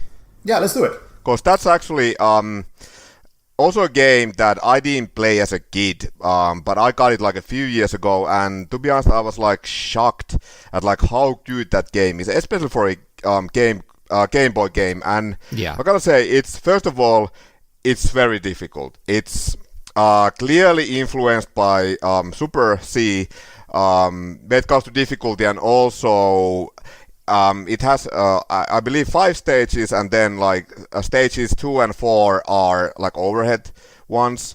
The cool thing about that game is that you actually don't even have a machine gun. Like your default gun has like auto fire. Yeah. And then even better, you get a spread gun, but you can upgrade your spread gun. Like from a 3-way shot to a 5-way one. And even better, and this is something that, they didn't have in Super C or Contra, but there's a homing gun with like homing bullets, and that was like the moment I got that was like, holy crap, like this might actually be my new favorite Contra weapon. Yeah, the game gets ridiculously difficult like by the end. Like the last stage is just brutal. Well, on top of that, you only play single player because it was on the Game Boy. So Yeah. because of that, you don't have the second person to like kind of cover you and give you a hand. So it's a difficult game. And also the game doesn't. I mean, I understand that it's due to like hardware limitations, but when it comes to enemies, the game definitely has less enemies on the screen as compared to the actual like console games. Well, but it's also funny that it's a very graphically impressive game for the Game Boy. Yeah, it is. Yeah. Like you I look mean, at it really does look. I mean, it really does look like a like Game Boy version of like the first two Contra games. It doesn't look. I mean, of course, you don't have the colors, but the sprites look pretty much the same. Yeah, they're chunky and they feel like full. And if you compare it to like Castlevania Adventure, which came out 2 years earlier on the Game Boy, it's just a massive leap forward. It felt like the developers were really coming to terms with the hardware. Yeah. Actually, Masa, if you own the Game Boy cartridge, and I'm pretty sure it's Operation C, it might be both of them, but if you play it on the Super Game Boy, you have the option of adding some color palettes to the game. Yeah. So you can do that. Well, one of the things that I wanted to mention, fun fact, Operation C was actually programmed by the same guy that directed Castlevania, Rondo of Blood, and then later on went to program Symphony of the Night. So the game had, someone in the background that ended up being quite important in Konami. So Rondo of Blood, one of the best 2D Castlevanias, for some the best 2D Castlevania. So the game had some pedigree. So it was actually done by Konami's, good, talented folk. There were so many talented people in Konami at the time. So it's just amazing. And that's one of the things that I realized about Contra. There are so many ties to like Castlevania, funnily enough, because it seems like they were the two big Konami series at the time. Yeah. And it seems like there's a lot of cross-pollination between Castlevania and Contra and the developers. And it's funny that those are two series that are now dead, unfortunately. Did you? So I know you played Operation C, right, Paul? Did you play it when you were a kid? Yeah, when I was a kid. How was that? It was good. Like, I didn't own it. I borrowed it from a friend. Mm-hmm. And it was really good. I mean, the problem is that it's a single-player Game Boy game, and there were a lot of those that I played back then, just from trading with friends and so on. So I just remember it being good, but it was a long time ago. It didn't kind of burn into my brain like the other ones did. Gotcha. Yeah, and it didn't burn into your brain, but it did burn some batteries, the 6 batteries you needed to use for the original Game Boy. Fun fact before we go away from Contra 3, some of the guys that worked on Contra 3, they ended up going to form Treasure. So Treasure, the game developer, they went on to appropriately form Treasure, and then they made Gunstar Heroes, which was very much an evolution of Contra in many ways. So Mitsuru Jaida and Hideyuki Suganami, those were two big Treasure guys, and they cut their teeth on Contra 3. So you could definitely see like the through line of evolution between Contra 3 and Gunstar Heroes. And Gunstar is one of my favorite games of all time. To me, it's the best Contra game of all time. But we might disagree on that. But I love Contra, so I'm not gonna push that too much. But I mean, there was a clear evolution between Contra 3 and Gunstar Heroes. So just a fun little fact.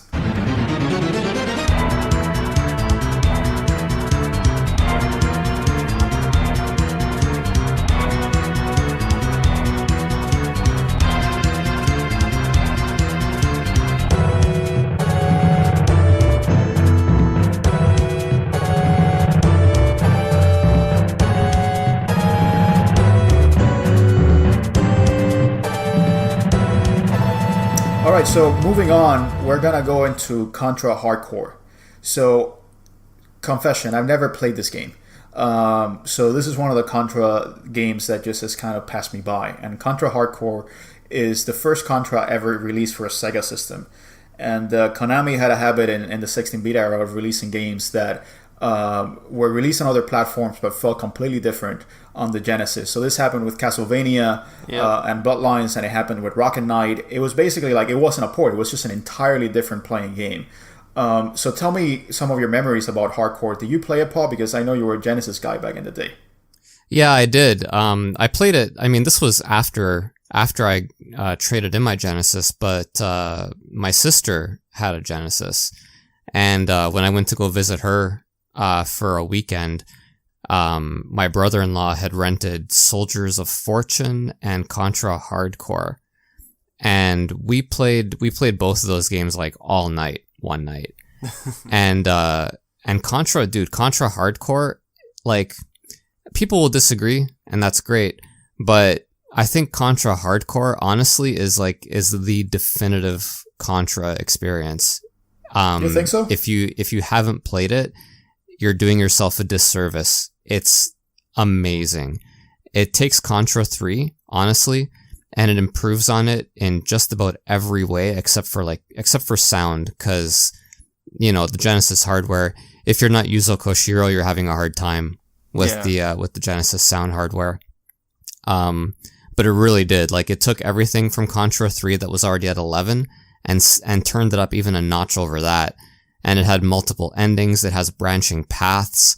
It even has, there's an arena level where you fight these bosses in an arena, and the first one is like a Castlevania style boss, and there's a Vampire Killer remix playing as you fight him. Yeah. And, it's really, really good. I can't say it enough. Well, the reason why I haven't played it yet is because I want to play it on the original hardware.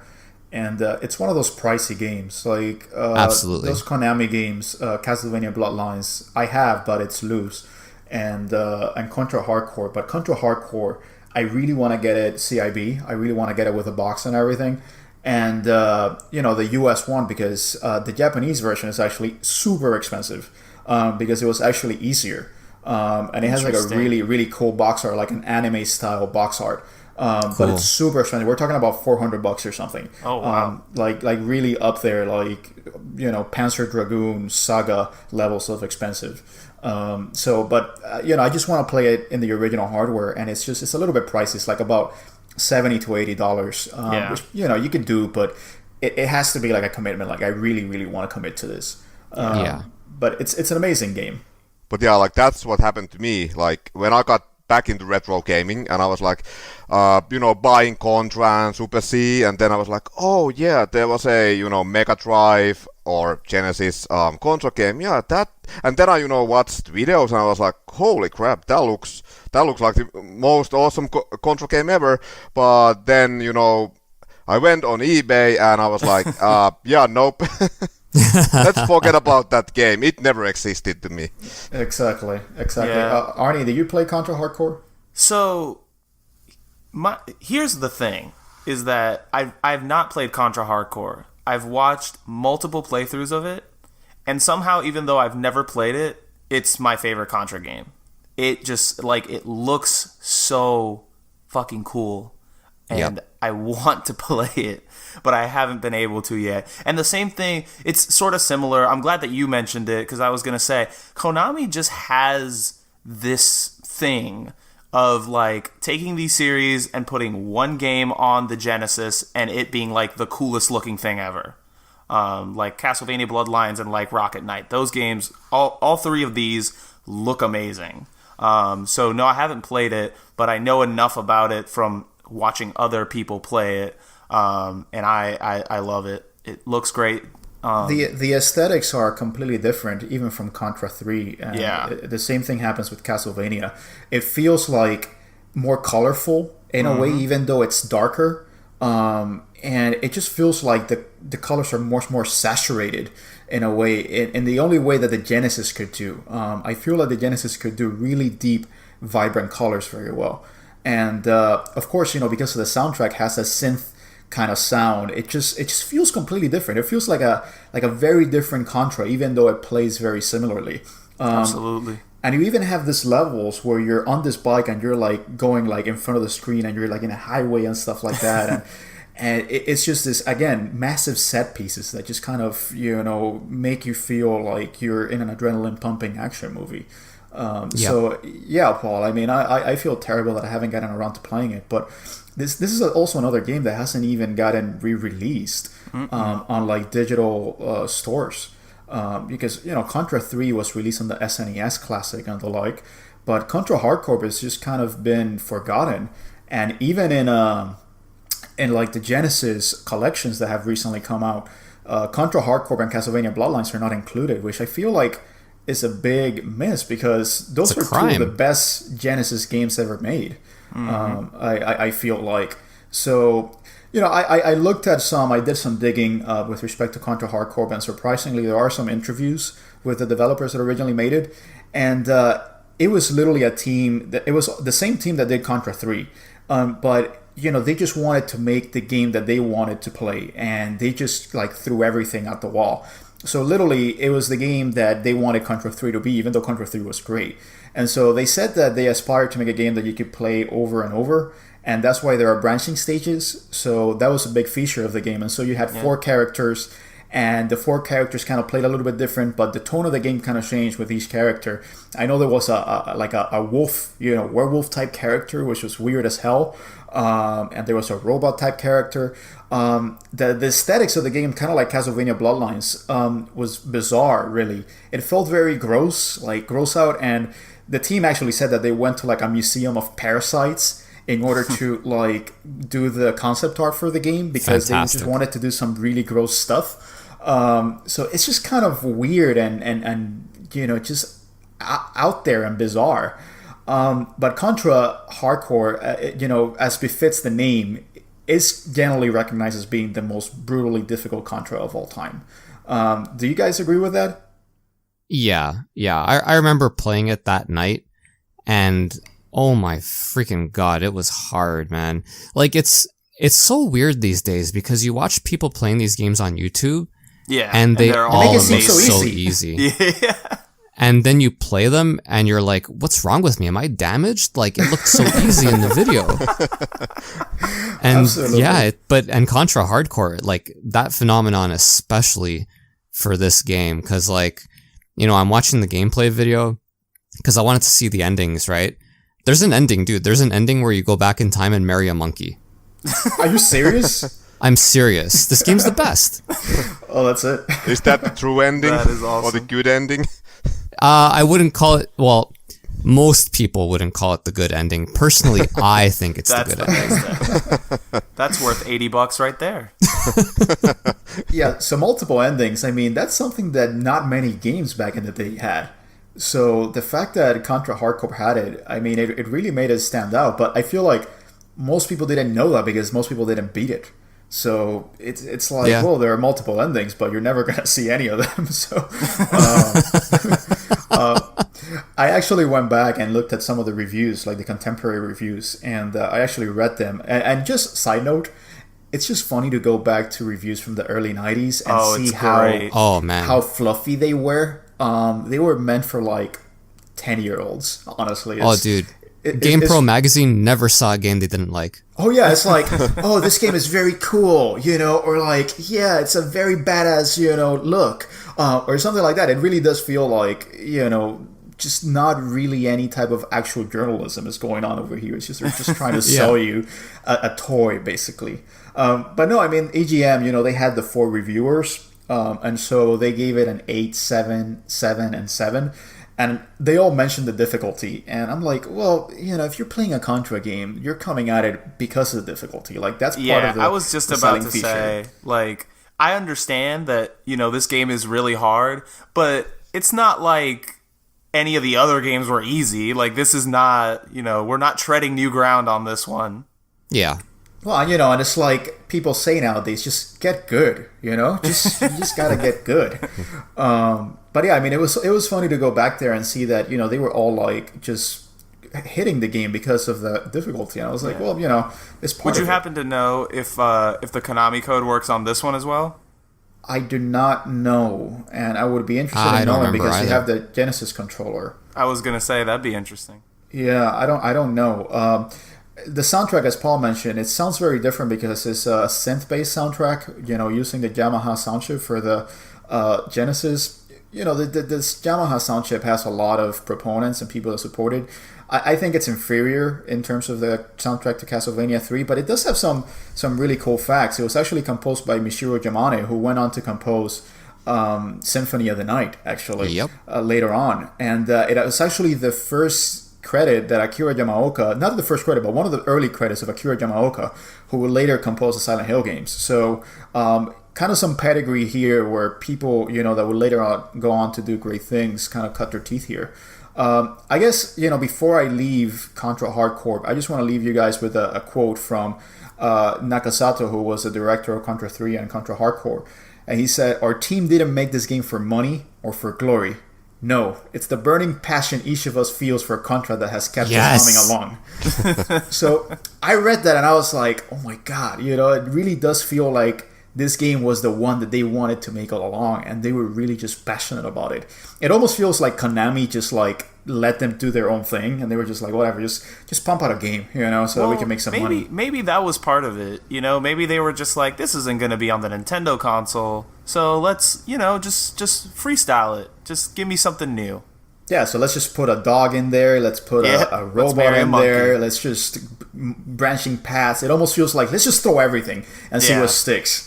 So it's just awesome. So yeah, I gotta play it, Paul. Contra Hard Corps. It's on my list. It's on the big backlog, but it's very much near the top of the backlog. So if that matters, all right. So let's enter the Dark Ages, guys. I unfortunately we have to enter the low point of Contra. So just to give you a little bit of background to set the stage, after the release of Contra Hard Corps, which was perhaps the apotheosis of Contra, we entered the 3D era, and this is when Konami was just trying to do new things with its properties going into 3D. And Sony, if you guys are aware, they did not like 2D games going on their PS1, and so a lot of properties had to transition into 3D, and this was not a very good thing for some franchises like Castlevania and Contra. So Konami outsourced their development to Appaloosa Interactive, who were better known for developing Echo the Dolphin, which is a game I freaking hate. It didn't turn out well at all. And meanwhile, the Hardcore team went on to do Vandal Hearts and Symphony of the Night, which were absolutely great games. So they ended up, doing great things. Meanwhile, we were stuck with Appaloosa Interactive, these Hungarian developers that had never touched a Contra game before. So that led to the release of Contra Legacy of War on the PS1. Do you guys have any memories of this game? Hopefully not. I mean... Yeah, I do. Yeah. I remember, Paul. Dude... I don't... Did I actually play it? I don't think I played it. Was it a fever dream? What's that? Was it a fever dream? Nightmare, dude. No, I remember seeing that there's a new Contra game coming to the PlayStation, and I saw a gameplay video of it. I worked at a store at the time, and I was like, this isn't Contra. And then I never played it. And I'm very happy with that. Well, it was a 3D game, but it was a 360-degree shooter, almost like Robotron, but there was no analog support. And it's funny because I went back to some of the magazines, to see what they were talking about, and I went back to GamePro, I went back to EGM, and they were kind of hyped for it. It was Contra's, finally coming to 3D, and it has great graphics, fully polygonal. And I'm like, was that a thing that people wanted? Yeah, I guess so. I guess so. People didn't know what they wanted. They were just give me chunky blocks of polygons any day over beautiful 2D sprites. I was just I'm trying to picture somebody sitting playing any Contra game before this and being yeah, this is pretty good, but 3D is what would really put this over the top for me. That's kind of what I'm looking at right now. Well, it's interesting because, like I said, I went back to the magazines and they were all hyped, and then the day of release came, and it's it disappeared. EGM did not talk about it anymore. It didn't even, I don't know if they even reviewed it, and it was just it just completely went into the ether, just into oblivion, and with good cause because it was a horrible, horrible game. So the funny thing is, your character, you're in 3D, but your character is a sprite. So it just feels weird, and it almost feels like you're like leaning, like your character is leaning all the time. So it's almost like it's doing the Michael Jackson lean, or as if it's like tattooed on the floor. So it's just a weird feeling game, and it just feels absolutely terrible. I don't know. I hate the fact that Contra went into this, because it just kind of stained the good name of Contra, and it almost didn't recover, to be honest. So I don't think it ever has recovered. But yeah, I know that Ozzy will hate me for this, but like today I was watching videos of Legacy of War on YouTube, and I was like, wait, what is this? It looks so weird, because it's like, yeah, you have the 2D sprite basically, and then like a 3D environment, and I was like, oh yeah, this is kind of like Octopath Traveler. Damn you! Damn you, Masa! That hurts me. Yeah, no, it just feels very weird. The game came actually with 3D glasses, the kind of red and blue type glasses that were kind of the fad back in the day. Yep. So it also had mini games. So it had like this mini games, like you play one of the jungle levels, and in the middle of the jungle there are like these 2 arcade machines. And it's 2 minigames. One of them is like a Battle City Pac-Man kind of mashup, and the other one is like a Tempest-like shmup in which you pilot a spaceship. Dude, it's unbelievable. I guess this is the most... What? It's unbelievable that you're playing a Contra game. Okay, first of all, it's ridiculous that you're in the middle of a jungle and you find 2 arcade cabinets, right? Oh yeah. That's ridiculous in and of itself. It's not even... And there's like city levels, right? Yeah. You know, where it would make more sense, but okay, cool. We have arcade cabinets in the middle of the jungle. That's fine. I can get over that. What I can't get over is that the arcade games that you play in the Contra game are not fucking Contra games. I love that this is your line in the sand. Well, dude, like I'm watching the gameplay video, and the dude walks up to the arcade machine, and then he starts playing this ridiculous 3D, and of course it fucking had to be 3D, right? Yeah. Absolutely. And he's playing this like ridiculous 3D space kind of shooting thing. I don't know what's going on. All I know is that at that moment when he walked up to that arcade machine, I thought, oh cool, a Contra arcade game in the Contra game. Yeah, like an Easter because egg. that's the natural thing one would think. And then instead he plays this in... Dude, how can you make a Pac-Man game that's worse than Pac-Man? But yeah, imagine if you would have been able to play like Contra or Super C in that game. Like, I mean, no one would have actually touched the normal game. They would have just, played until the jungle stage, and then, played the real Contra games. Yeah, probably. And maybe that was part of it, eh? Maybe they were making the game and they were like, wow, this game's so bad, we can't include the originals. Well, or maybe it was like, this game is so bad that we had to put in 2 arcade games, so hopefully, wash away the bad taste of playing Legacy of War. Man. Except that those 2 arcade games. You know how, because you were talking, we talked about this before, Paul, on the Saturn, where, they had that little mini game, is that Battle Tank, is that what it's called? Death Tank, yeah. Death Tank. This was gonna be their Death Tank. This is the thing. We're gonna put this game in here. People are gonna love it. Except it wasn't. Fucking opposite of Death Tank. Opposite.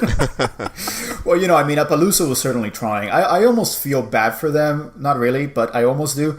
They were certainly trying. There's a jungle, like a boat level. There's a level where you're falling and you have to move in every direction, in 360 directions. You could definitely tell that they had some cool ideas that they were trying to implement. It's just, it was the very early days of 3D where just 3D games just did not work well.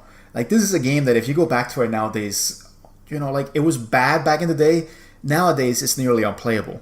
So yeah. I don't know. I mean, and as you said, Paul, maybe Contra didn't recover.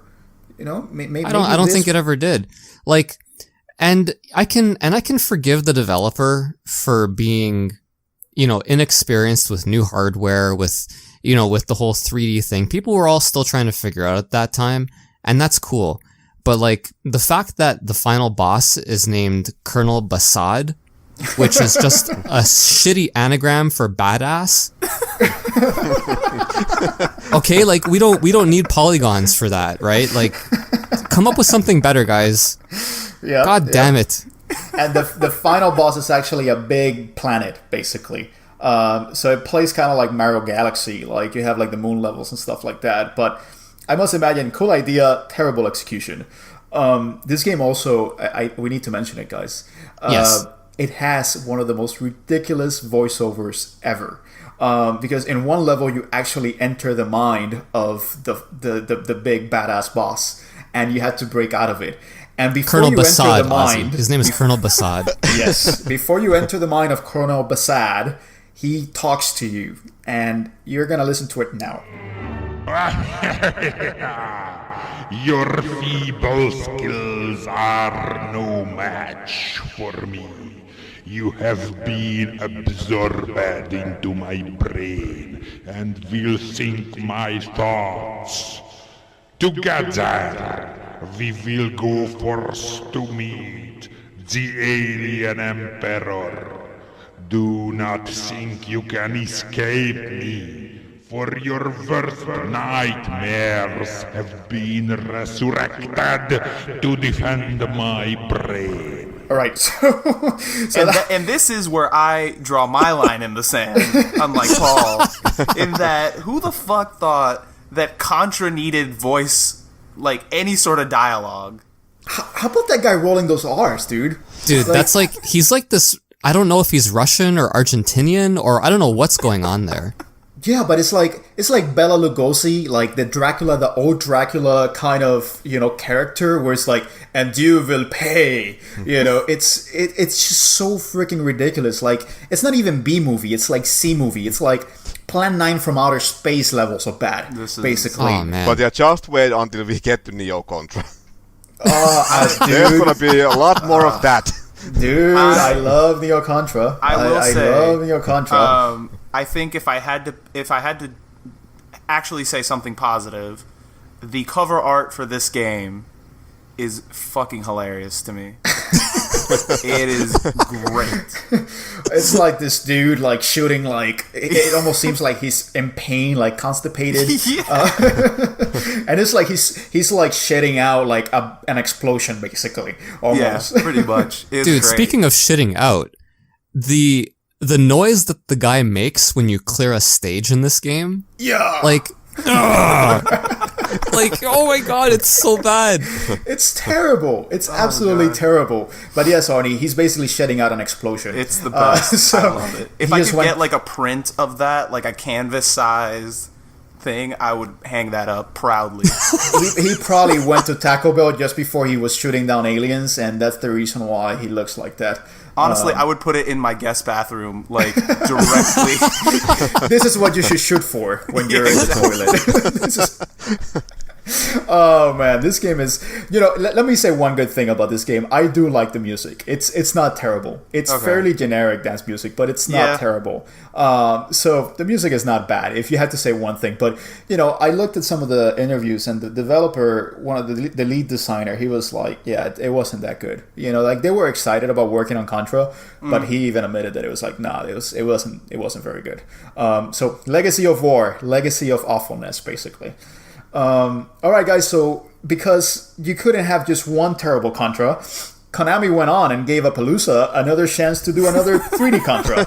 You did such a why good have one job. failure when you can have two? So C, the Contra Adventure, was released in 1998, and this is the only Contra that's only been released in North America. No, Really? Thank God no we never Paul, got it. no Japan. They were just like, guys, we can't release this third anywhere else. You didn't want this like Tomb Raider like PS1 game, Masa? No, hell no. Well, it's funny because the game kind of does like a little fake out, because the first level is actually like an old school Contra, and you're like, oh my god, I'm playing Contra, and it finally feels like a regular Contra. It's kind of weird. It has its 3D levels, it's polygonal, but it's a 2D Contra. And then after that, you never see that again. And you know what? That has convinced me that Appaloosa knew exactly what they were doing, and they were just fucking with everybody. You think they were just We trolling? know exactly what you want, and we'll never give it to you. Oh my god! I mean, like, why? Like, and Dude, almost the fact every that it was reviewer mentioned called that. the fact that it was called the Contra Adventure. Contra is not an adventure. You shoot things and you run, and you shoot them and you run and you somersault, and there are no adventures. But why call it Then you C? die a lot. But not even that, just C, the Yeah. Contra Adventure. C hyphen the Contra Adventure. Why? Just why make it complicated? No, I mean the game plays in 3D, so it has like 3D platforming. And if you guys remember the old like Tomb Raider games, like they control like shit. Yeah. You know, you had the tank controls. This was kind of similar. It's a ridiculous game, and you had, because it was the 90s, you had like the protagonist like shooting like one-liners, you know, like Duke Nukem basically. Who's your daddy? Like, yeah, like get some, G9. you know. Dude, he kills enemies and he says, "Check, please." Check, please. Like, God. why? I mean, like, was our head so far up our asses in the 90s that we just couldn't, you know, do something like right? Like, did we ever find this to be cool? You know, going by the reception, probably not, you know, because the game was like blown out of the water by like reviewers, you know, like Dude, IGN gave it a 1.0, GameSpot gave it a 3.6, EGN gave it 3.5, 2.0, 3.5. It just bombed, just completely bombed. And it's funny because, I don't know, I think it has some cool things, I guess. Stop it. Just stop like it. the water fountain boss. I was gonna. Yeah. I The was water literally- fountain, oh my God. I literally wanted to stop because as I'm reading through these notes, I read the following sentence. One of the bosses is a flower pot that looks like a cat. Like, that's almost as bad as Basad. Like, guys, that's just you guys not even trying. Like, what the hell were you smoking in Hungary at the time? Like, seriously. You know, what was in the water in Hungary? Like, seriously? I think this is where it peaked. Like, it was like Turtle Boss, like fucking Dude, amazing. that turtle boss. Oh Flower my pot. God. That was the only Flower natural pot evolution. cat. You go from turtle boss to flower pot. No, it's a bad game, guys. And I think the very worst thing that it did was that it was a single player only Contra. Oh wow, Like, seriously? Well, why would I want to subject my friends to this? that's also true. Good Exactly. It was a Good mercy points as far on as either I'm side concerned. of the aisle right now. I guess. I mean, I don't know if the game is even expensive because I think so few people bought it, to be honest. I mean, it really bombed. This game really, really bombed. And Arnie, I mean, the Legacy Adventure or the Legacy whatever, Legacy of War, something, the cover had redeeming values. Look at the cover of See the Contra Adventure. I'm looking at it right now. It's It like is this amazing. bad polygonal redhead guy. One of the things, you never put redheads on your cover. Never. Now- Never put a redhead on your cover. And I'm sorry, ginger population that listens to us. We love you guys. But no. And I'll tell you something else, Ozzy. As I'm looking at this on my phone, average price for a complete copy of See the Contra Adventure is about $47. Too much to pay. Too much to pay. Dude, that's $47 too much. So, I don't know. I mean, the thing about the game is that it did have some callbacks to the earlier Contras. Like we said, like the first level was very reminiscent. It's a city level and it plays in 2D. So very reminiscent of Contra 3. It also has like the laser doorway levels where you move side to side, like you could see in like the original Contra. So it kind of has some callbacks to the original Contra. So I think it's an interesting game. You know, I want to kind of play it just in a so bad it's good, you know, type of way. I watched the long play of it and I think that was good enough for me. I'm certainly not paying $47 to subject myself to this shit. And also, while I'm on here, and I don't mean to derail any further, so Legacy of War, much more affordable, $15. But apparently, there's a Sega Saturn port of Legacy of War that complete runs about $150. Come on, Paul, I get hate on for it. you to be like the complete set guys. If you're a complete set and you Get have to your pay ass on 150 eBay for right Legacy of now War. and buy that game. So I think I'll skip Next that time we one. have like what we have been playing, I want you to, talk about that game in detail. Oh yeah, so Contra Adventure, thumbs down. Shit Contra, the Dark Ages. Let's just move on.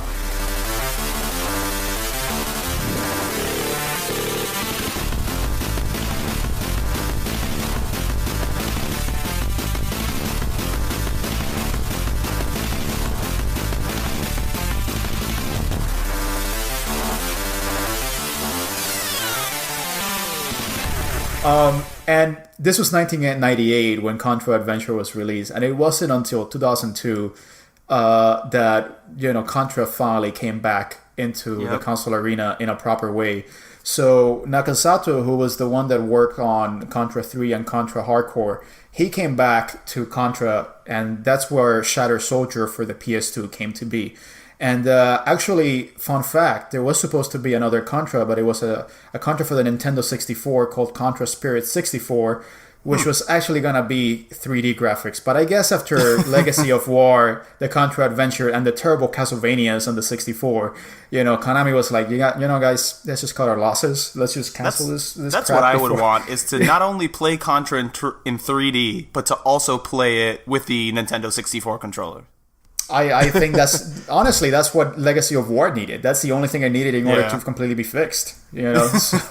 It's a single analog stick. So that was canceled. So Konami did not work on the franchise for a few years. And so Nobuya Nakasato came back, and Shattered Soldier was the result of that. And this was a direct sequel to Contra Hard Corps. And let me tell you guys, I love this game. I freaking love this game. I also enjoy it. It's hard as balls. Yeah, I think it was. Isn't that right like up there. every Contra game ever? Yeah. Like to so be honest, hard. I don't think we even have to talk about the difficulty anymore, because it's like, yeah, it's really good, but holy shit, it's so difficult. But that's like every game so far. But at least in my mind, the difference in Shattered Soldier, at least to me when I played it, was that the stages seem so much longer than like the previous Contra games. Yeah, I mean, it did feel like less boss oriented. Yeah. And it was more of like, running down the level. This game is one of those where you really need to have pixel perfect, not even pixel because it was polygons, but just complete precision, because you do have to memorize the patterns. Like the patterns are fixed.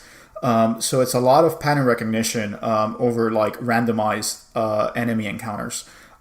It feels like a lot like more grimdark than the other Contras. It feels like a very serious Contra. Yeah.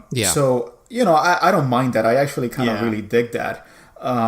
It also had this innovation where it was like hit percentage, and like That shit I did not like, because it makes you feel terrible because you're like I'm horrible. I It's have like Yeah. the reward should be that I finish this grueling stage, and then you have to come in and tell me how terrible I was throughout the entire thing. Like, I made it. I did it. I don't care. Well, and on top And of that, and the the worst ending thing is that, like, okay, so again, like this game has different endings, but they're locked behind, like the hit rate rankings. So if you suck, then I mean you will probably get like the monkey ending or something. It's almost like the developer is laughing at you.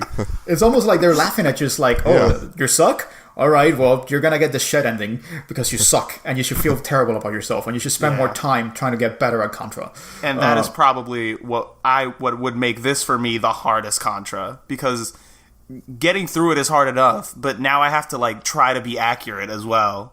Well, it's difficult because you start thinking like it just kind of goes into your subconscious. It's like, I know I shouldn't be worried about my hit percentage, but I don't want to get a terrible hit percentage. Yeah. And so you're like, should I be shooting now? Oh man, I had an enemy on top of me. I died because I wasn't shooting because I was thinking about my hit percentage. So it's like a little weird interplay that wasn't there before. It's 2.5D, so it's one of the earliest games that I remember being 2.5D, but adapting 2D gameplay. I don't know. I mean, I think it's a very good game, and I think it was a return to form for Contra. I played it originally when it came out. I don't think it's the game that brought back Contra into the public consciousness, like Paul said. I don't think Contra really ever recovered, and after this, Contra was kind of a franchise for the hardcore. No pun intended there. But it was a really good game, and I enjoyed it. It was criticized for its length.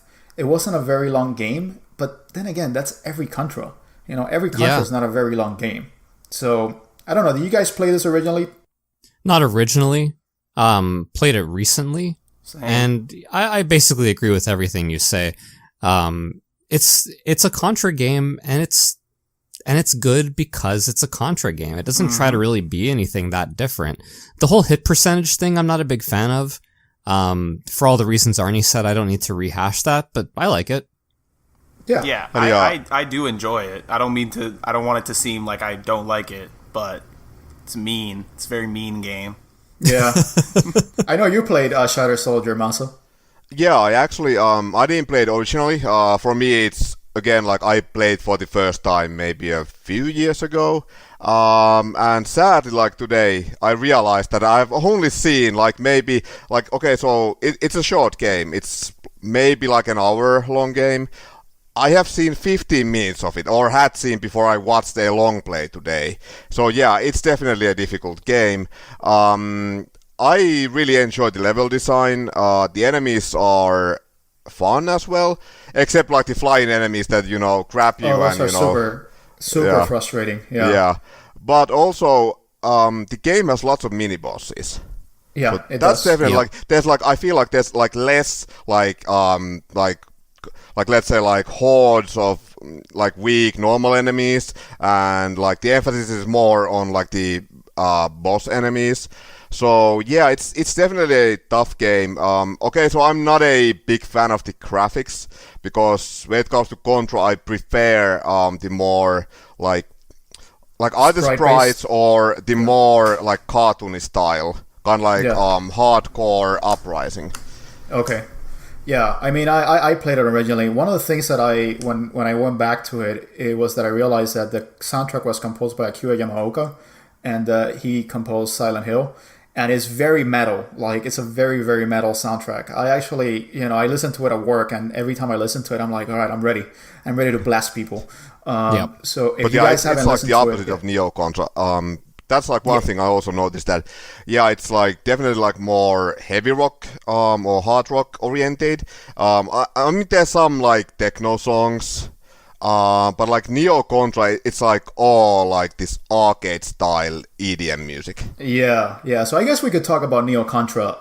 Neo Contra came like right after Shadow Soldier, and it released in late 2004. So I know, Masa, you have just fallen in love with this game, so maybe you could tell us a little bit about it. Yeah, okay, so I have not played the game. I watched a long play, and I actually had to watch the whole thing, unlike with all these other games, like the, the PS1 tragedies.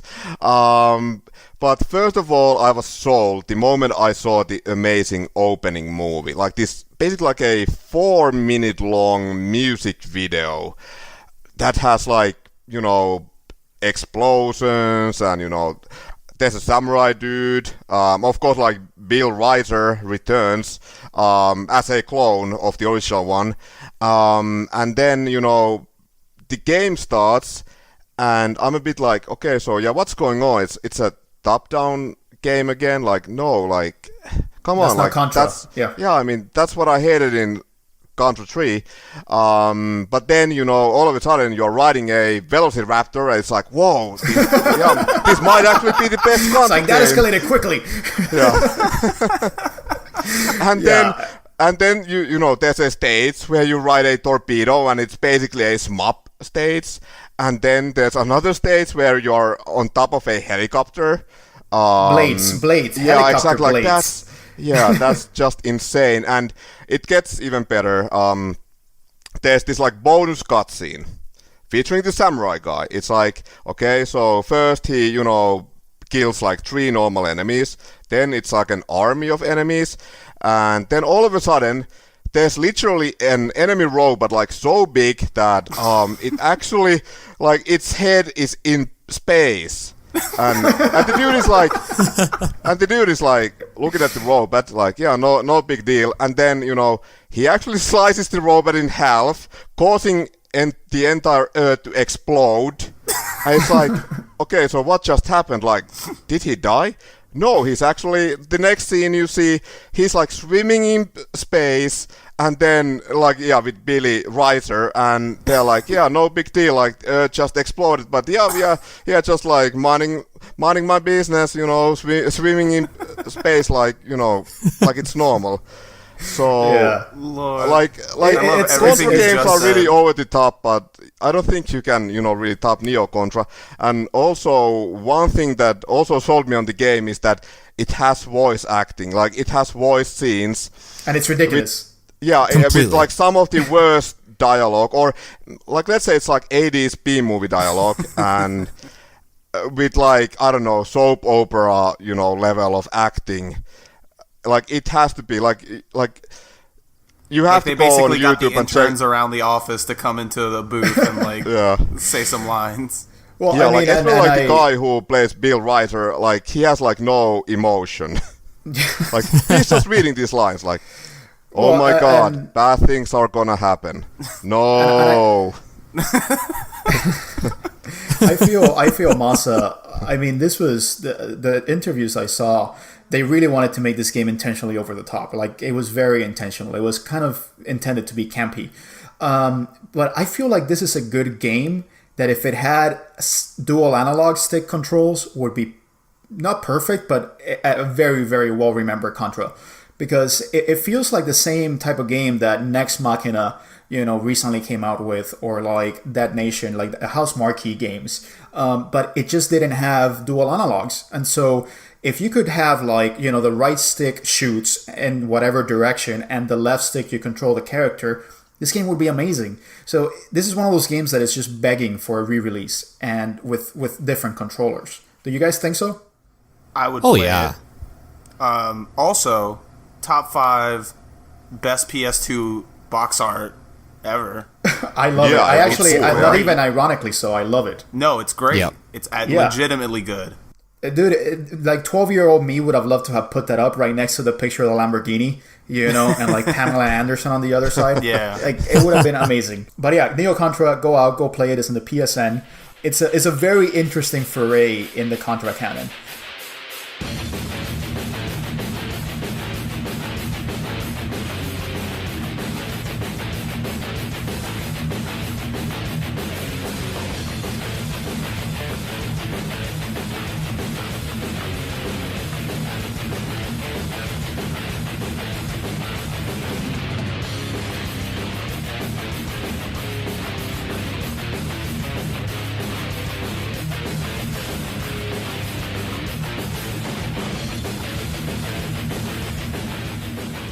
So after that, it was some years, before Contra 4 was released. So Contra 4 was released for the Nintendo DS in North America. And if you've been able to tell, Contra 4 is not actually the 4th installment. There were many other installments before that. But it was intended to be a return to Contra 3 and a return to form for Contra. And so that's why they called it just a sequel to Contra 3. So I had not played this game, but it was developed by WayForward, and if you guys know WayForward, they do the Shantae series. And Matt Bozon, he's the director of Shantae. He was also the director for this one. And he said that they just wanted to be, a return to form of what they wanted Contra to be. So it was created by a lot of fans, created by over 30 people. Paul, I know you played this game. What were your thoughts on it? Look, I mean, Masa, I know you said we don't have to mention difficulty anymore. But dude, Contra 4 is hard. It's like a sack of doorknobs, man. Like that's what the subtitle should be. It should be Contra 4 sack of doorknobs. Like yeah. I don't think I could even get by the first level. And I from what I remember, I think I blamed it on the smaller screen. Like I know it was spread across 2 screens, but that kind of verticality I found that it didn't really work for it. Yeah. And the sprites were like a little bit too large for that screen. So you had less reaction time. No, and on top of that, you had to deal with the fact that it was dual screens, and they used both screens. And to me, that was kind of the big turnoff from this game. Yeah. Because you had to keep so much in mind, and because the screens were separated, by a dead space, basically, you could miss a lot. It just didn't feel natural, at least to me. That's something that I hated from the DS, when they used the dual screens as just one single screen, because it just never felt natural. And so that, to me, was when I originally saw it, what turned me off from that. Yeah. I mean, nice try, right? Like, we're always harping on developers for not trying new things and so on and so forth. A worthy effort, but not for me. Yeah. Yeah, I mean, the game does look beautiful, though. Yeah, I mean, the sprite works on the game are just absolutely amazing. Paul said, but the game is gorgeous. Like, it looks really good. But for the same reasons, I don't think I could play it. I can't keep track of both screens at the same time. Yeah, I mean, so Masa, have you played it? Actually, no. It's definitely like one game that I've been wanting to get, but then like I've been watching videos and the dual screen thing, it's definitely a turn off because I can't really imagine it working really that well, especially like since this is a game that first of all requires a lot of skill, but also like you have to know where the bullets are coming from. Yeah. So yeah. I mean, I want to play it, but again, I want to buy a CIB, and CIB, as you know, Nintendo DS games are getting very pricey. Mostly because GameStop decided to throw away all the boxes. They tossed a bunch of boxes. Yeah, so that's Fucking the reason why it's got to... Yeah, I can't wait for them to go out of business. Anyways. But yeah, Contra 4, good return to form, very hard, very beautiful. Dual screens, we're not big fans. But yeah, definitely go out and play it. I think, that kind of runs the gamut, of Contra, but there are a few odds and ends that we want to touch base on before we leave. So there are like 3 other games that we should discuss in brief. Contra Force was really a Contra game, only in name. It was released in 1992. And it was originally supposed to be another game called Arkhound, but they canceled Arkhound, and then they just were like, well, why don't we just release a Contra? And they called it Contra Force. And so it's an entirely different game called Contra. And because it was in 1992 that it was released, it's very expensive because no one bought it, because it was at the end of the NES lifetime. But don't play Contra Force. Just don't do it. No need. Well, I don't know. I wouldn't go that far. It didn't look that bad. From what I saw, anyway. I didn't think it looked that bad. It had, for the NES, it had, amazing animation. But from what I saw, though... Contra. But also, really Contra. bad slowdown. Oh, dude, the slowdown was horrendous. Yeah. Mm-hmm. So Contra Force, definitely, if you have $800 to spare, you want to play it on the original hardware. I'm not telling anybody to go buy it. I mean, we have emulators. Or play it on an emulator. 2009, Konami was doing this line of releases called the Rebirth line, and they released Castlevania Rebirth, Gradius Rebirth, and they also released Contra Rebirth. And this was actually a really, really cool Contra, but it was only released exclusively for the Wii eShop, which I feel was a really big loss, because it would have been much more popular if it was released on PlayStation Network or Xbox Live Arcade. Beautiful sprite-based graphics, and it almost feels like a remix of Contra and Contra 3. Just almost like a greatest hits of Contra. And you cannot play it now, because if you did not buy it originally, and you don't have any funds in the Wii eShop, you can't add any more to it. So there you go, a casualty of digital marketplaces. So did you guys play Contra Rebirth at all? I did not, but I saw some gameplay of it, and it looked super cool. I got Gunstar Hero vibes from from what I saw. But Masa, you played it. Yeah, I actually don't own it myself, and most likely now that, with the whole eShop thing, probably never gonna own it. Although, I have to mention that there's been rumors about Konami releasing a Rebirth, Rebirth collection for the Switch, but that's just a rumor. Yeah, that would be so kick-ass. Because I love Castlevania Rebirth. Yeah, but I did play the game at my friend's place. It's once again difficult, but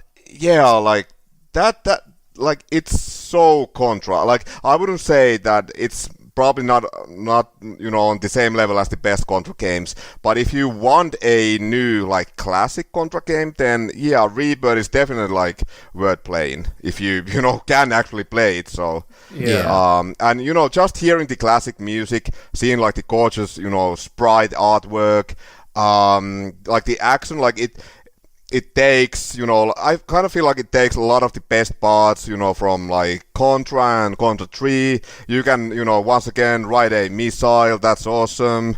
It's not very long though, but it's a great game, definitely. Well, the last game that's not a pachinko game is Hardcore Uprising, and that was released in 2011. And it was developed by Arc System Works, who are better known for Guilty Gear and Blast Blue. And I don't know, I mean, I love this game. It doesn't really feel like Contra, which is why I didn't want to focus a lot on it, because it just feels like it's an entirely new thing. And it makes sense because I've heard that they wanted it to be a new franchise. But I played this. I know you played this, Masa.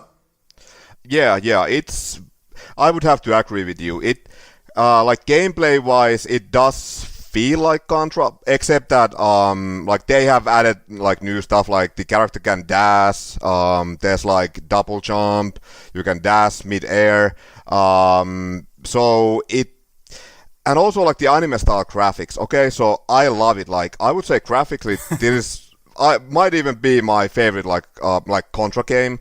Especially since you have Arc System Works, who are known for like really gorgeous animations. Yeah. Yeah, the game, it's colorful. It's I mean it just looks really good. But yeah, okay, so yeah, it is once again really difficult. Like I haven't beaten it, not even close to beating it. Even though there's two modes, there's the arcade mode, which is way more brutal, but then there's also the rising mode, where you actually have a health bar and you can buy power-ups. But yeah, it's like what Ozzy said, it doesn't really feel like a Contra game. Yeah, I mean, I like it, and it's beautiful hand-drawn animation for the characters. Mixed with polygonal background. So I like how it looks. I just never consider it a Contra game per se. But you definitely should go out and play it. It's still available on PS3 and available on Xbox 360. So let's close out, guys. I wanted to ask you guys, just quick fire, what's your favorite Contra game? Paul? I'll say hardcore. Masa? I'm gonna have to go with the first game. The first game. Arnie? Toss up between 3 or Shattered Soldier, but because Shattered Soldier is mean, I'll go with 3, the Alien Wars. I'll go with the original one as well. Even though Contra 3 gives it a run for its money, if it wasn't for those top-down levels, the best I would say Contra 3 all the way. But original Contra. And let me ask you guys, what makes Contra special to you? How about you, Arnie? That's a tough question, but at least to me, Contra is one of those rare games that I'm not good at, and that does not even try to be, like as a series, does not try to be ingratiating or like open to like people who aren't willing to put in the time, but something just keeps me coming back to it. Like it's kind of like, and this is like super unnecessary to say at this point, but it's kind of like Dark Souls, where it's but where the environment, like the thing as a package, as a complete package, is just so enticing to come back to and play and try to get better at. So it's one of those where even if you're not good at it, just having something to come back to that's that engaging and so well designed is great. And then obviously the co-op, which I love. It's like the only way I would ever play Contra games. Yeah. Masa? I would say what makes Contra a special game for me is that I grew up watching 80s action movies, and I still love movies like Rambo and Commando and Predator and so on. And Contra is like one of the only, okay, so yeah, sure, we got like video game versions of a lot of those classic movies, except that they all sucked.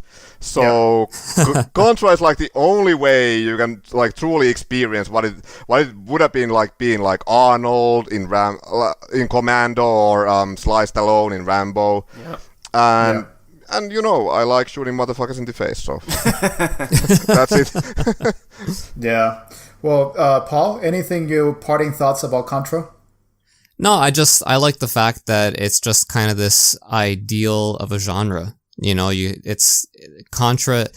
I mean, one could make a case for Mega Man and the run and gun kind of being the ideal run and gun, but they're different enough. And I think Contra is just kind of like the ideal of the run and gun genre.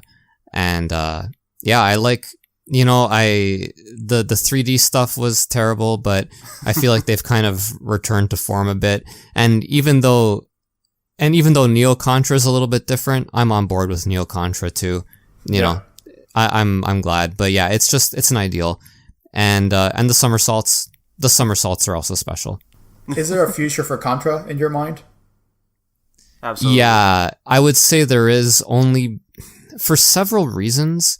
One is that you have the return of indie developers and pixel art games, and Contra is a kind of franchise and style that would lend itself well to that. It doesn't seem like the kind of game that would require huge developmental resources. And we've also kind of got, like Arnie said, that Dark Souls thing going on, where you have a segment of the gaming population that really appreciates the game that's hard as nails. So, you know, you've got an audience there, you've got a pedigree, you've got an intellectual property that's not quite dead, although Appaloosa tried. And, yeah, I think there's room for it. Yeah, Great. I think, like Paul said, just having that indie scene, like, we've had such a, like, long line of, like, Metroidvania likes. I'd be totally down for some Contra likes. Like, even if it's not named Contra, games in that style, I think would be really cool. Good. All right, guys, we run out of time, and this has been really fun. We've had some laughs, and we've had some cries, and mostly around 1996. But it's been really fun. You can find us on Instagram at Region Free Gamers. My name is Ozzy. You can find me at Shadow the Collector, Shadow with periods in between, shadow.of.collector. Oh, God, that was really complicated. And where can we find you, Masa? Okay, so you can find me on Instagram, and my handle is MasaJarvinen09. Arnie? You can find me on Instagram as well, at Welcome to the Game. It's Welcome, the number 2, the game. And you can also find Region Free Gamers on YouTube now. We have our own YouTube channel, and on Twitter. Great. We're hitting up all those social media platforms. Paul? Instagram, Paul's_game room. Great. That's very simple, unlike me. But thank you, guys. It's been super fun. We hope to do another theme week very soon. Go out, go play some Contra, and shoot some motherfuckers in the face. See ya. Check, please.